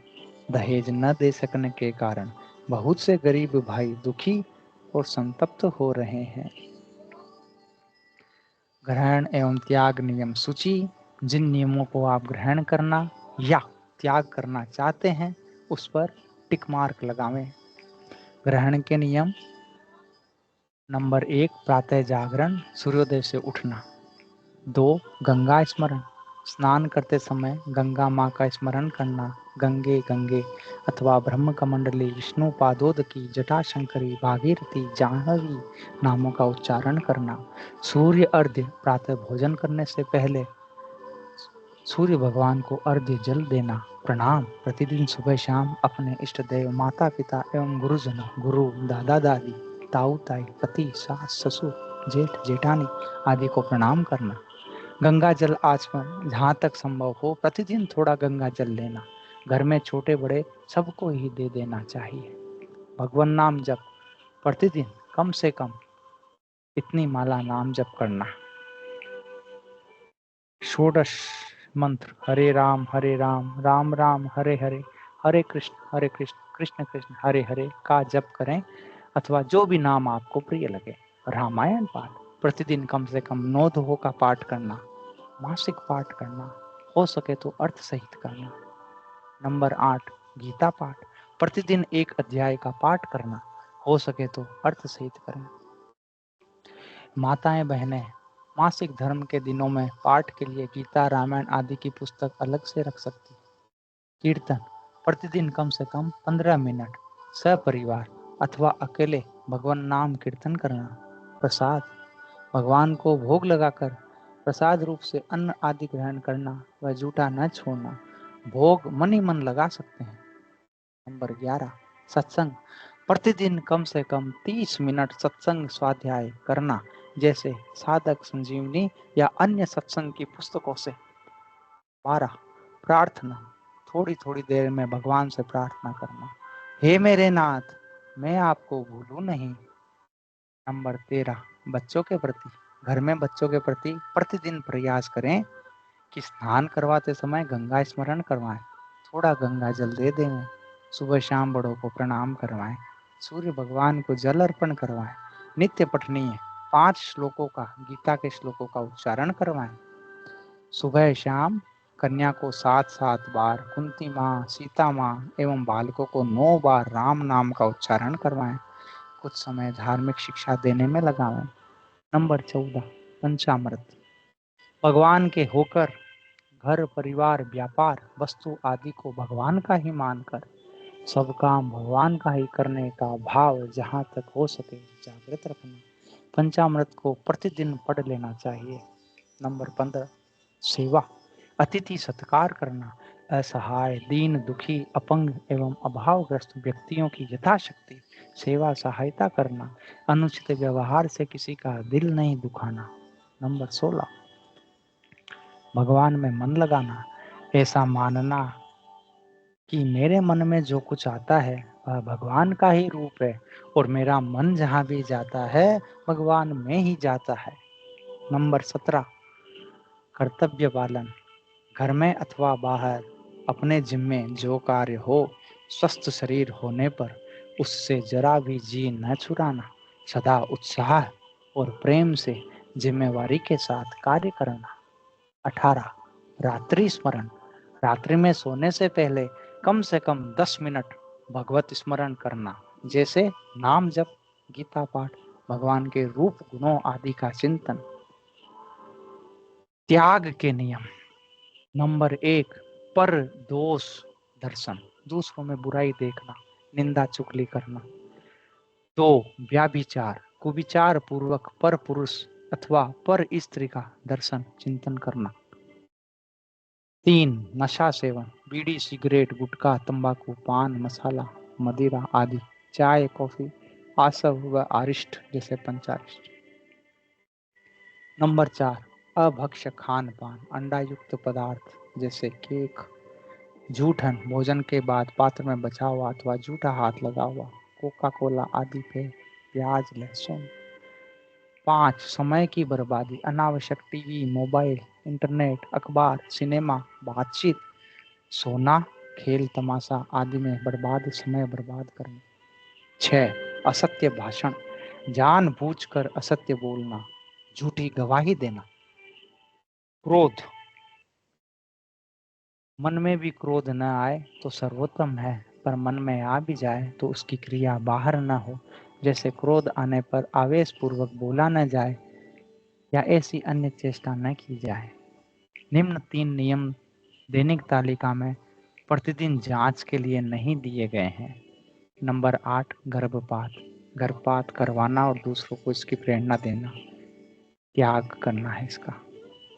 नंबर 9, हिंसा युक्त वस्तु, चमड़े लेदर से बनी वस्तुएं जैसे चमड़े के पर्स बेल्ट जूता चप्पल मोबाइल कवर सूटकेस आदि, लाख की चूड़ियां कड़े रेशमी वस्त्र। नंबर 10, दहेज, तिलक में रुपयों आदि की मांग करना, मांग कर दहेज लेना। कुछ अन्य साधकोपयोगी नियम पृष्ठ 51 पर दिए गए हैं। प्रतिदिन रात्रि में सोने से पहले लिए गए नियमों को एक बार अवश्य पढ़ें तथा दैनिक तालिका भरें। यदि भूल से कोई नियम भंग हो जाए तो उसका प्रायश्चित करें एवं पुनः भूल न करने का दृढ़ निश्चय करें। ये तालिका दी गई है, इसको प्रिंट करें और इसको अंकित करें। आगे कुछ और विशेष बातें हैं। परम सेवा। श्री सेठ जी, एक सेवा है और दूसरी परम सेवा। दूसरे के हित के लिए भोजन वस्त्र देना, शरीर को आराम पहुंचाना, सांसारिक सुख के लिए मन तन धन अर्पण करना सेवा है। परम सेवा यह है कि अपना तन मन धन अर्पण करके दूसरे का कल्याण कर दे। किसी को आजीविका देना लौकिक सेवा है। जो परमात्मा की प्राप्ति में लगे हुए हैं उन्हें परमात्मा के निकट पहुंचने में मदद करना पारमार्थिक सेवा है।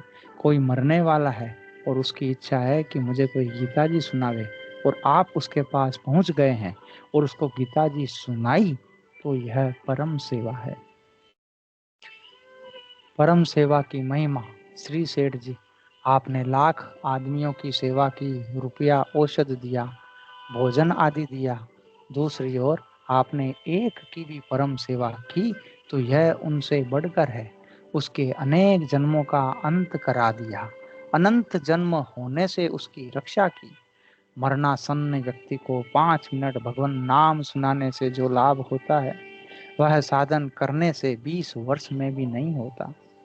मरने वाले व्यक्ति के पास भगवान का नाम, गीता सुनाना और वह सुनते हुए मर गया तो उसका कल्याण है ही, अपना भी कल्याण है। यह काम सबसे बढ़कर है। लोभी आदमी की तरह ऐसे अवसर की खोज करने की चेष्टा करनी चाहिए। मरणासन्न व्यक्ति को भगवान का नाम, गीता सुनाना, यह काम सबसे महत्वपूर्ण समझकर करना चाहिए। मरने के समय भगवान का नाम बिना श्रद्धा प्रेम के भी लेने पर कल्याण हो जाता है। यह भगवान की विशेष कृपा है। चाहे वह कितना भी महान पापी हो, यदि मरने के समय उसको भगवान का स्मरण रह गया तो उसका कल्याण हो जाएगा। मरणासन्न की परम सेवा का उपाय। श्री सेठ जी, मरणासन्न को नाम और गुणों का कीर्तन सुनाएं, तुलसी तथा गंगाजल देवें, अंतकाल में भगवान नाम स्मरण कराएं, उसके सामने भगवान का चित्र रखें, नेत्रों के सामने भगवान का स्वरूप रहे और नाम का कीर्तन होता रहे तो भीतर भगवान की स्मृति होगी। गले में तुलसी माला पहना देवे, मरने वाले को आश्वासन देवे कि तुम्हारा कल्याण निश्चित है। भगवान नाम जप कीर्तन करते हुए सुनते हुए जिसका शरीर छूटता है उसका कल्याण निश्चित है। प्राण निकलने के बाद भी कम से कम 15-20 मिनट तक किसी को खबर न दे भगवान नाम का कीर्तन करते रहें, जिससे वहाँ का वायुमंडल सात्विक रहे, रोने का हल्ला ना हो, क्योंकि उस समय का रोना प्राणी के लिए अच्छा नहीं है। शास्त्रों में तो यहाँ तक आया है कि मरते समय गीता की पुस्तक मनुष्य के ऊपर, मस्तक पर या सिरहाने रख दे तो भी कल्याण हो जाता है, फिर हृदय में धारण करे तब तो बात ही क्या है। श्री स्वामी जी, कोई बीमार हो और मरणासन हो तो उसे कीर्तन सुनाओ, भगवान नाम सुनाओ, गीता जी सुनाओ, भगवान की कथा सुनाओ। उसे चेत हो और गीता जी में प्रेम हो तो गीता जी सुनाओ, और चेत नहीं हो, भाव न जाने तो कीर्तन और भगवान नाम सुनाओ। अगर मरने वाला भगवान नाम सुनना चाहता हो तो भले ही घर वाले सब विरोध करें तो भी उसको भगवान नाम सुनाओ। वे आपको तकलीफ दे तो भी उसको सह लो, पर मरने वाले को भगवान नाम जरूर सुनाओ। भगवान कहते हैं, अंतकाले च मामेव स्मरन् मुक्त्वा कलेवरम यह प्रयाति समद्भावम यात्री नास्त्यत्र संशय है। गीता अध्याय 8 श्लोक 5। अर्थात जो मनुष्य अंतकाल में भी मेरा स्मरण करते हुए शरीर छोड़कर जाता है वह मेरे स्वरूप को ही प्राप्त होता है, इसमें संदेह नहीं है। इसलिए आप सबसे विशेष प्रार्थना है कि कोई भी प्राणी मरता हो, चाहे वह बालक हो, चाहे जवान हो, चाहे बूढ़ा हो, चाहे किसी भी अवस्था में हो, उसको भगवान की याद दिलाओ। इस विषय को समझने के लिए गीता प्रेस गोरखपुर से प्रकाशित पुस्तक परम सेवा से लाभ ले सकते हैं। गीता प्रेस की पुस्तकों की विलक्षणता। श्री स्वामी जी गीता प्रेस के द्वारा बड़े अच्छे ग्रंथ बहुत सरल भाषा में और थोड़े मूल्य में प्रकाशित किए जाते हैं। पुस्तकों से बड़ा लाभ होता है, इसका मेरे को अनुभव है। सत्संग से और पुस्तकों से मेरे को जितना लाभ हुआ है उतना दूसरे किसी साधन से नहीं हुआ है।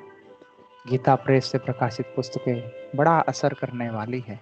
उनको पढ़ने से बड़ा संतोष होता है, शांति मिलती है।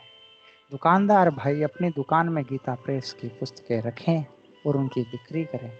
एक बार प्रयागराज कुंभ मेले के अवसर पर सेठ जी श्री जयदयाल जी गोयंतका ने कहा था कि कोई व्यक्ति थैले में गीता प्रेस की पुस्तकें भरकर घूमे और उनकी बिक्री करे तो उसका कल्याण हो जाएगा। कारण कि पुस्तकों को पढ़ने से लोगों को बड़ी शांति मिलती है। उनके लोक तथा परलोक दोनों का सुधार होता है। रामायण में आया है, परहित सरिस धर्म नहीं भाई, मानस 7:41। इसलिए भाई बहनों के मन में यह उत्साह होना चाहिए कि किस तरह गीता प्रेस की पुस्तकें घर घर में पहुंचे। गीता प्रेस की पुस्तकों को पढ़ने सुनने से शोक, चिंता, भय, उद्वेग, हलचल मिटते हैं। ऐसा मेरे से कई सज्जनों ने कहा है। इसलिए पुस्तकों का विशेष रूप से प्रचार करना चाहिए। गीता प्रेस से प्रकाशित गीता की तत्व विवेचनी और साधक संजीवनी हिंदी टीकाओं का लोगों पर बड़ा असर पड़ा है। इसी तरह गीता दर्पण, गीता माधुर्य, गीता ज्ञान प्रवेशिका आदि पुस्तकों का भी लोगों पर बड़ा विचित्र असर पड़ा है। जो आदमी खोज करते हैं, गहरा उतर कर विचार करते हैं, उनके सामने ऐसी पुस्तकें आती है, तब इनकी वास्तविकता का पता चलता है।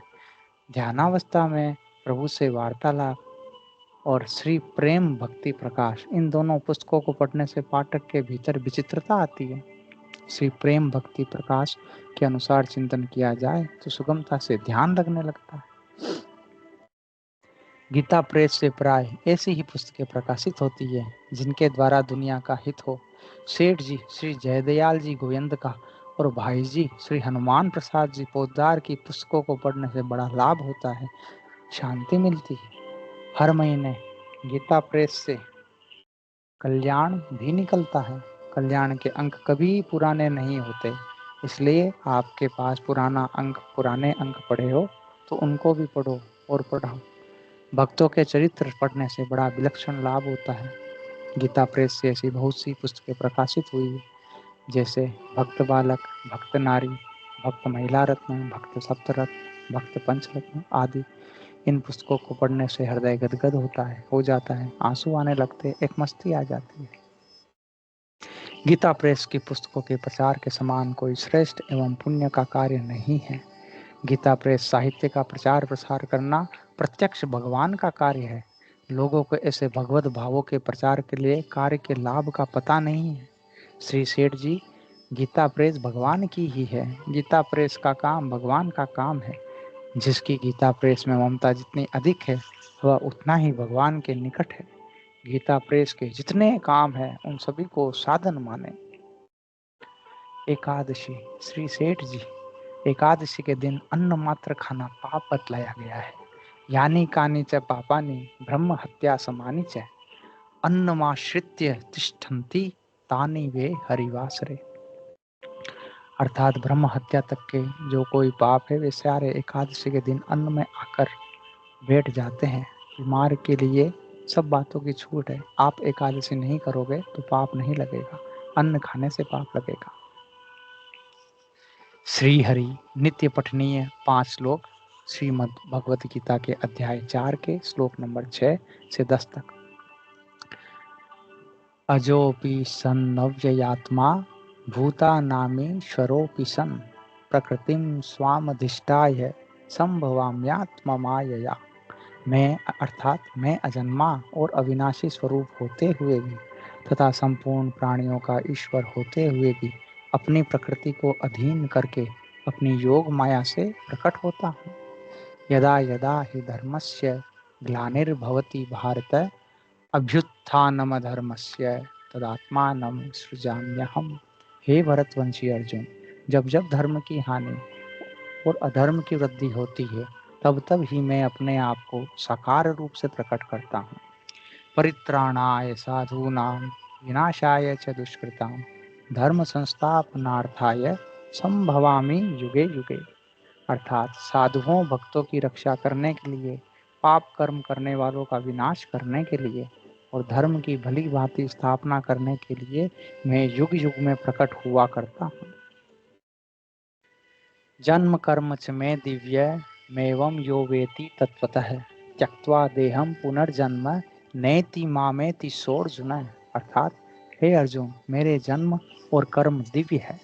इस प्रकार मेरे जन्म और कर्म को जो मनुष्य तत्व से जान लेता है, अर्थात दृढ़ता पूर्वक मान लेता है, वह शरीर का त्याग करके पुनर्जन्म को प्राप्त नहीं होता, प्रत्युत मुझे प्राप्त होता है। वीत राग भय क्रोधा मन्मया मामुपाश्रिताः बहवो ज्ञान तपसा पूता मद्भावमागताः। अर्थात राग भय और क्रोध से सर्वथा रहित, मुझ में तल्लीन, मेरे ही आश्रित तथा ज्ञान रूप तप से पवित्र हुए बहुत से भक्त मेरे स्वरूप को प्राप्त हो चुके हैं। अन्य साधकोपयोगी नियम गीता प्रेस गोरखपुर से प्रकाशित संकल्प पत्र से में से संकलित ग्रहण के नियम। संध्या, गायत्री, यज्ञोपवीतधारी चीजों को प्रातः साय दोनों समय संध्या करना और गायत्री की कम से कम 1 माला का जप करना। 2. भगवत भाव, प्रत्येक प्राणी में अपने इष्ट देव भगवान के दर्शन करना, किसी को भी बुरा न समझना, किसी का भी बुरा न चाहना और किसी का भी बुरा न करना। जिस वस्तु व्यक्ति में कोई विशेषता महत्ता दिखे, उसे उस वस्तु व्यक्ति की न मानकर भगवान की ही मानना। नंबर 3. चुप साधन, थोड़ी थोड़ी देर में अथवा रात में सोने से पहले एवं प्रातः जगने के बाद बाहर भीतर से चुप शांत होना। इस साधन को समझने के लिए गीता प्रेस गोरखपुर से प्रकाशित पुस्तक सहज साधना से लाभ ले सकते हैं। त्याग के नियम। 1. पराया हक, अन्यायपूर्वक धन कमाना, नाप तोल एवं गिनती में अधिक लेना तथा कम देना, रिश्वत, घूस लेना, टैक्स की चोरी। 2. वृथा प्रदर्शन, अधिक श्रृंगार करना, अधिक गहने पहनना, फैशन वाले वस्त्र पहनना। 3. कृत्रिम संतति निरोध आदि नसबंदी ऑपरेशन। इस विषय को समझने के लिए गीता प्रेस गोरखपुर से प्रकाशित पुस्तक महापाप से बचो, गृहस्थ में कैसे रहें से लाभ ले सकते हैं। दैनिक तालिका में दिए गए नियमों से जो नियम आपने नहीं लिए हैं, उन नियम संख्या के आगे छपे हुए नियम के स्थान पर उपरोक्त दिए गए नियमों को भर सकते हैं अथवा अलग से डायरी आदि में नोट कर सकते हैं।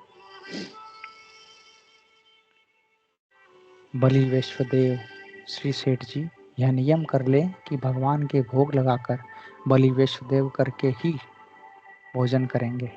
भगवान ने गीता में अध्याय 3 श्लोक 13 में कहा है, यज्ञ शिष्टाशिनः संतो मुच्यन्ते सर्व किल्बिषे भुञ्जते ते त्वगम पापा ये पचन्त्यात्म कारणात्। अर्थात यज्ञ से शेष बचे हुए अन्न को खाने वाले श्रेष्ठ पुरुष सब पापों से छूटते हैं, और जो पापी लोग अपने शरीर पोषण के लिए ही अन्न को पकाते हैं, वे तो पाप को खाते हैं।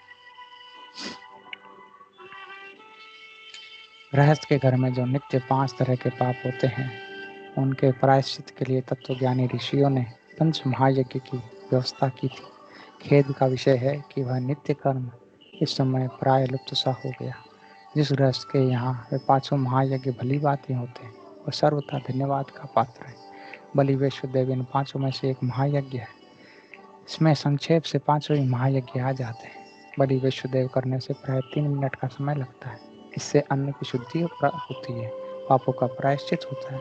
निष्काम भाव करने से अंतःकरण की शुद्धि होती है। बलि वैश्वदेव किए बिना भोजन करना शास्त्रों से निंदित है, और बलि वैश्वदेव कर चुकने पर जो अन्न बचता है वह अमृत बतलाया गया है। काम छोटा है परंतु भावना बड़ी ऊंची है। जगत के समस्त प्राणियों के निमित्त अपने भोजन में से कुछ अंश देकर बाकी बचा हुआ अन्न खाना कितनी उदारता और समता का सूचक है। इसको पढ़कर जो भाई बलि वैश्वदेव आरंभ कर देंगे, मैं उनका कृतज्ञ होऊंगा। मुझे आशा है कि उनके इस कार्य से सनातन धर्म की वृद्धि और परमेश्वर की प्रसन्नता होगी तथा उन्हें अपने आत्मा के कल्याण में सहायता मिलेगी। देवताओं को दिया गया भोजन उन्हें दिए बिना बिना दिए करना चोरी है। ऐसा करने वाला इंद्रियाराम है, उसका जीना धिक्कार है। इस प्रकार भगवान ने गीता अध्याय 3 श्लोक 13 में उसकी बहुत निंदा की। जो बिना यज्ञ किए भोजन करता है, सारे विश्व को भोजन देकर फिर भोजन करने में खर्च एक कुछ पैसे का तथा समय 3 मिनट का लगता है, तब भी हम गालियां से भगवान की आज्ञा की अवहेलना करें, यह कहाँ तक उचित है। स्त्री शूद्र बिना मंत्र पढ़े राम राम बोलकर बलि वैष्णोदेव करें। श्री भाई जी, बलि वैष्णोदेव करके समय पर सात्विक भोजन करो। श्री स्वामी जी, बलि वैष्णोदेव करने से त्रिलोकी को भोजन देने का महात्म्य होता है।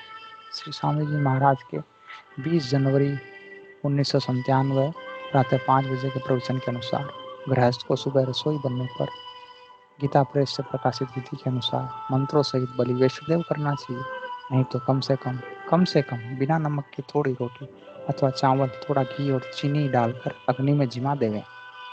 मंत्रों सहित बलि वैष्णोदेव की विधि गीता प्रेस से प्रकाशित पुस्तक नित्य कर्म पूजा प्रकाश में दी गई है।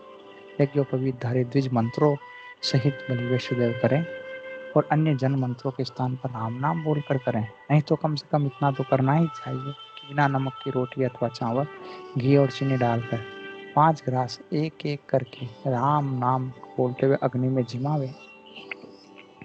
घरों में गैस पर अग्नि में जिमाने के लिए छोटे से हवन कुंड, जैसे 2 इंच बाई 2 इंच के आकार में भी आता है, का उपयोग कर सकते हैं।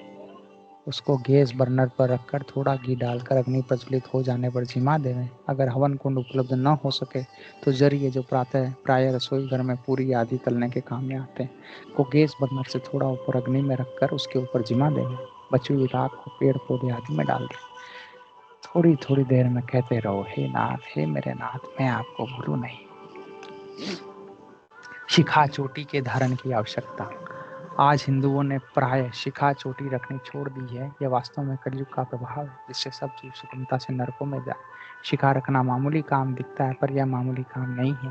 पहले सब आदमी शिखा रखते थे, पर मेरे देखते देखते आदमी शिखा रहित हो गए। मेरी आप लोगों से प्रार्थना है कि आप शिखा धारण करें, शिखा का त्याग न करें। ऐसे हिंदुओं के सब चिन्ह छूट जाएंगे तो बड़ी दुर्दशा हो। छोटी सी शिखा अर्थात चोटी भी अपनी जगह पूरी है और मनुष्य के कल्याण में सहायक है। शिखा का त्याग करना मानो अपने कल्याण का त्याग करना है। चोटी न रखने में लाभ तो कोई सा ही नहीं है, पर हानि बहुत बड़ी है। चोटी के बिना आपका देव पूजन तथा श्राद्ध धर्म निष्फल हो जाता है।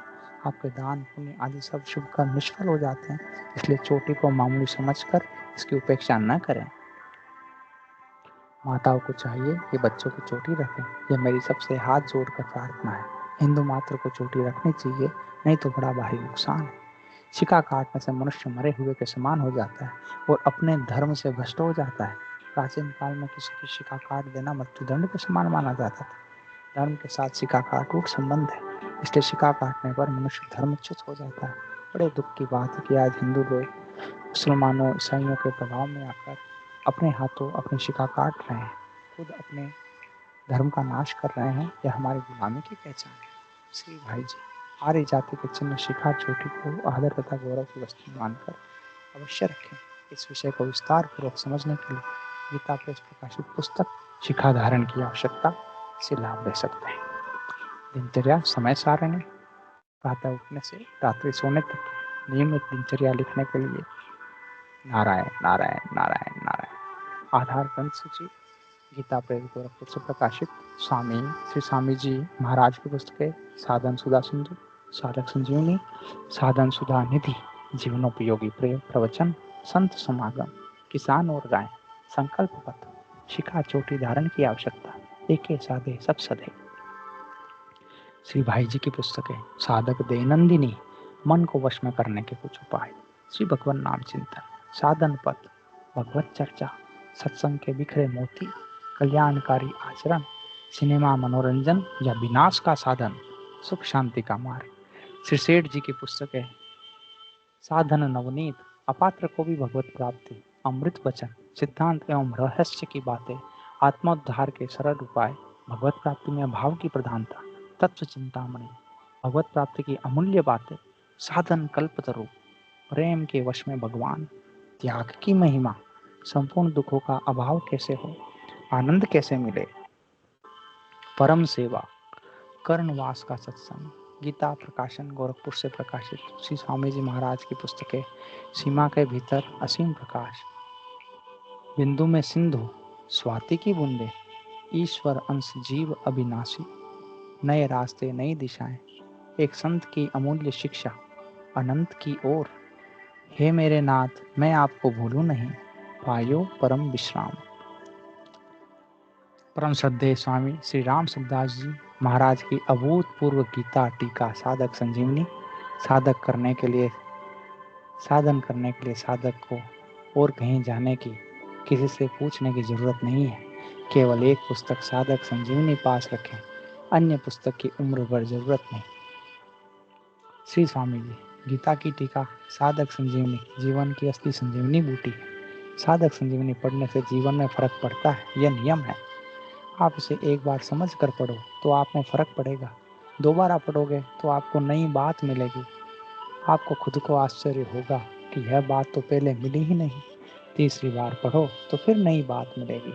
चौथी बार पढ़ो तो फिर नई बात मिलेगी। यह कभी पुरानी नहीं होती। इसमें ऐसी साधन सामग्री भरी हुई है कि सब तरह से मनुष्य का कल्याण हो जाए, परंतु पढ़े बिना क्या होगा। श्री हरि, एक बार सरल हृदय से दृढ़ता पूर्वक स्वीकार कर ले, मैं केवल भगवान का ही अंश हूँ, केवल भगवान ही मेरे अपने हैं। क्योंकि शरीर संसार कभी किसी के साथ रहते ही नहीं और परमात्मा कभी किसी का साथ छोड़ते ही नहीं। पंचामृत, हम भगवान के ही हैं। हम जहाँ भी रहते हैं भगवान के दरबार में ही रहते हैं। 3, हम जो भी शुभ काम करते हैं भगवान का ही काम करते हैं। 4, शुद्ध सात्विक जो भी पाते हैं भगवान का ही प्रसाद पाते हैं। 5, भगवान के दिए प्रसाद से भगवान के ही जनों की सेवा करते हैं। परम श्रद्धेय स्वामी श्री राम सुखदास जी महाराज के प्रवचन से। श्री हरि, नारायण नारायण नारायण। हे नाथ, हे मेरे नाथ, मैं आपको भूलूं नहीं। यह विलक्षण नियम विलक्षण लाभ साधक दैनंदिनी किताब का ऑडियो रिकॉर्डिंग है। सादर समर्पित। प्रणाम। राम।